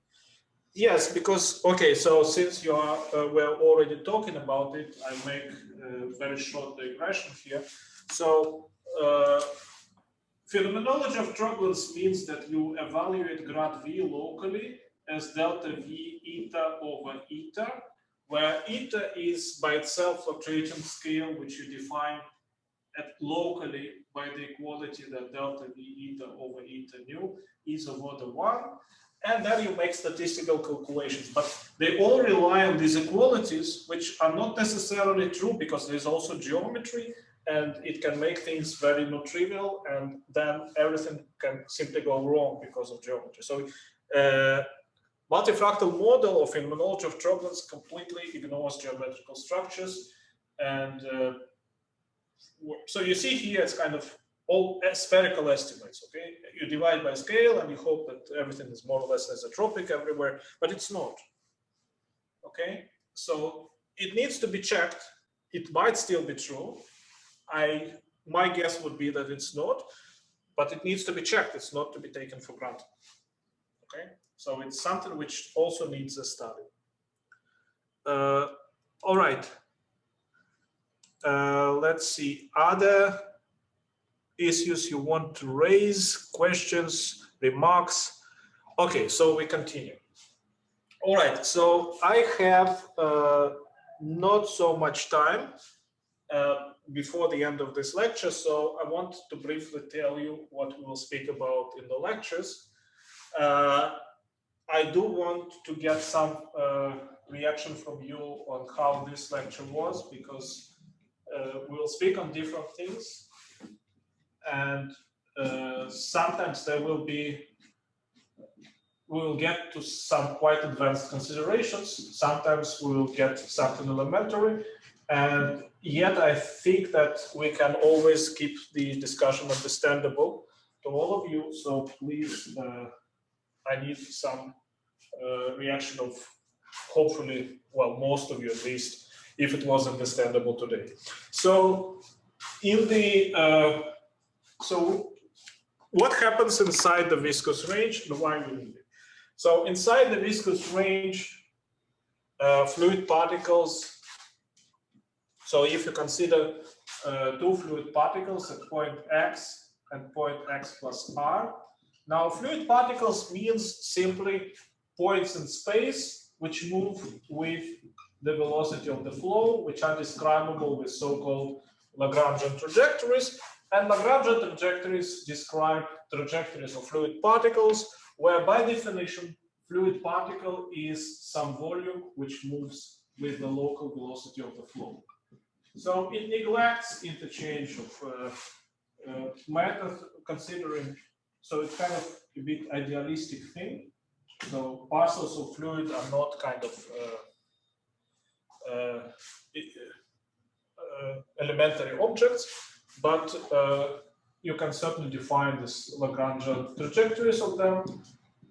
And we refer to these trajectories as trajectories of fluid particle, or fluid parcels, or fluid particles, and we label the trajectories by the initial position. So this is the definition of what is known as Lagrangian trajectories.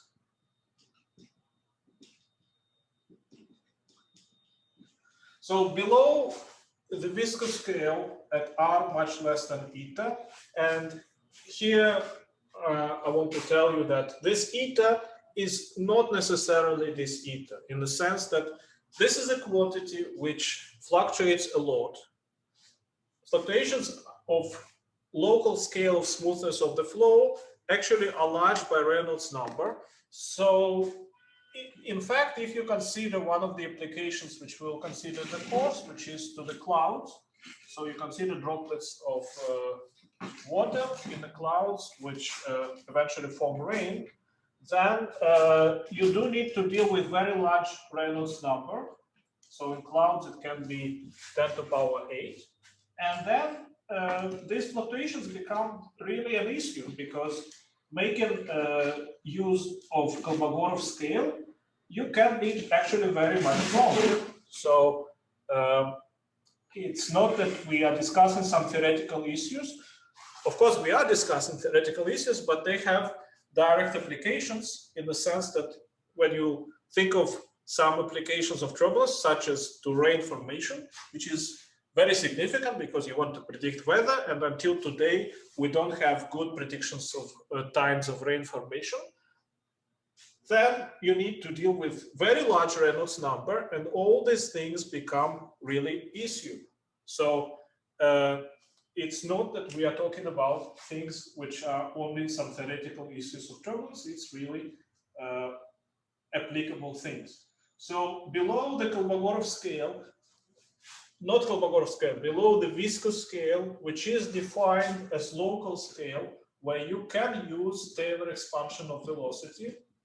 And at each point x in space, r for which you can use this equality is different, and the difference can be by powers of Reynolds number. So you have this equality holds for r much smaller than eta, which I want to stress depends on x and depends possibly very strongly. Okay, when you consider larger Reynolds numbers, you need to understand that local smoothness scale can be much smaller than this Kolmogorov scale. So you need in your simulations to do much larger resolution.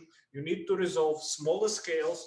And the issue of how small the scale is in order to resolve some quantity actually depends on the quantity itself.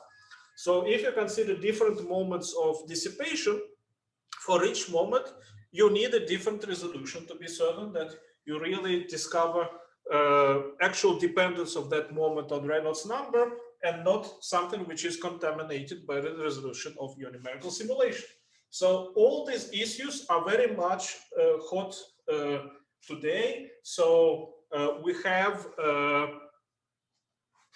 papers which come really in recent years, which talk a lot about this, how much resolution you need to discover that, say, this is smooth, or you can use this Taylor expansion, or what kind of resolution you need in order to establish, say, a second moment of this versus the resolution that you need in order to establish third moment of this quantity. So all these things mean that turbulent flow is very non-trivial in the sense that you might have local fluctuations which are which you will be orders of magnitude wrong using this kind of mean field Kolmogorov type estimates. All right, so inside the viscous range, you have, with all these reservations, when you have R, which is much smaller than local viscous scale, you will have exponential divergence of trajectories, which is referred to as Lagrangian chaos. So you have that there is this exponent called Lyapunov exponent, and it characterizes divergence of trajectories in the viscous range. Now we will speak about description of Lagrangian chaos, and you will see very soon that you need to understand statistics of gradients in order to predict how this divergence, say this Lyapunov exponent has a non-trivial dependence on Reynolds numbers, on the Reynolds number. And you need to determine this dependence, and then there are other quantities which have much stronger dependencies, and they can describe very immediate things. So example of things which they can be described by these quantities. So why we want to go to these small scales? So if you think overall, say you think of clouds, okay? So you have large scale, which is roughly scale of the cloud. And then you have Kolmogorov scale, which is significantly smaller. It's something like 1,000 micron in the clouds. So of that quite typical number. So if you kind of look at the cloud, Kolmogorov scale is very small. So what do you care about what happens there? Now in clouds, the answer is that you do care because you want to describe how water droplets assemble and form larger drops. And the drops are so large that they are able to reach the ground. And on the way, the drops evaporate. So if the drop starts not sufficiently large inside the cloud before it drops to the earth, it will simply not reach the earth. So you are interested in formation of large enough drops inside the clouds. And for that, it is believed widely that you need to know what turbulence does to this. So turbulence brings small water droplets, which size is well below the Kolmogorov scale. Turbulence is able to bring them together so that they coalesce. So you can see the kind of inverse of this process. And it's remarkable that, in fact, the answers are writable in terms of Kolmogorov, Lyapunov exponent of trajectories divergence backward in time. So you really consider backward in time process where particles, instead of diverging, they exponentially approach each other. And these processes are contributed by turbulence, and they happen below the Kolmogorov scale. So physical process which you care about happens below the Kolmogorov scale, and this is why you care about what happens there. And there are many other examples of this sort. So other examples include polymers, of which we will speak quite a lot in this course. So polymers, very roughly speaking, you can think about some kind of elastic spring, which you put inside the flow. And the size of this elastic spring is typically much smaller than Kolmogorov scale. Now, again, this is not so trivial, but typically it is much smaller. And then what will happen with the ends of this elastic spring is that they will again diverge at this Lyapunov exponent. So turbulence will make an effort to expand this spring, and the spring will, because of its elasticity, will resist this expansion. And then at certain critical parameters known as core stretch transition, what will happen is that turbulence will be able to overcome the resistance of the elasticity of the spring and actually stretch this polymer. So you have the situation that this polymer, instead of being in kind of quasi-equilibrium state, polymer is a coil. So in strong enough turbulence, it will be simply stretched by the flow. And what happens is a phase transition where actually you need another macroscopic field in order to describe fluid dynamics of these solutions, which describes to you how much locally the polymers are stretched. And it so happens that, in fact, the equations which you obtain in this way are very similar to magnetohydrodynamics, which is another application which we will discuss in the course, which is very used in astrophysics, where you want to explain why there are magnetic fields throughout the universe which are quite strong, and you don't have any simple battery mechanisms to explain these fields. So the typical way with which people explain the large magnetic fields in the universe is to tell that turbulence actually enhances any small fluctuations of magnetic field inside the fluid. And so if you consider conducting fluid, magnetic field would grow exponentially, and in fact its growth in at large wave numbers is also describable with this type of properties such as Lyapunov exponent. So these are mostly the applications of which we will speak in this course. I will be glad if you write some applications in which you are interested. So other than that, so we concentrate on what happens below Kolmogorov scale. For that, we do need statistics of gradients, because below Kolmogorov scale, the flow is linear in coordinates. It is the matrix coefficients which determine the linear flow are simply components of velocity gradients. So we need to know the statistics of these velocity gradients. It is intermittent. It depends on Reynolds number, and it's completely open things today. What are the dependencies which it causes in various characteristics below the viscous range? So I will be able to provide you with some information and tell you the open problems. So we finish for today. I really need to hear from you something, because I heard not so much what you have to tell. So please, you have my email, write to me. I would appreciate this because it would help me in directing this course. Thank you so much for today.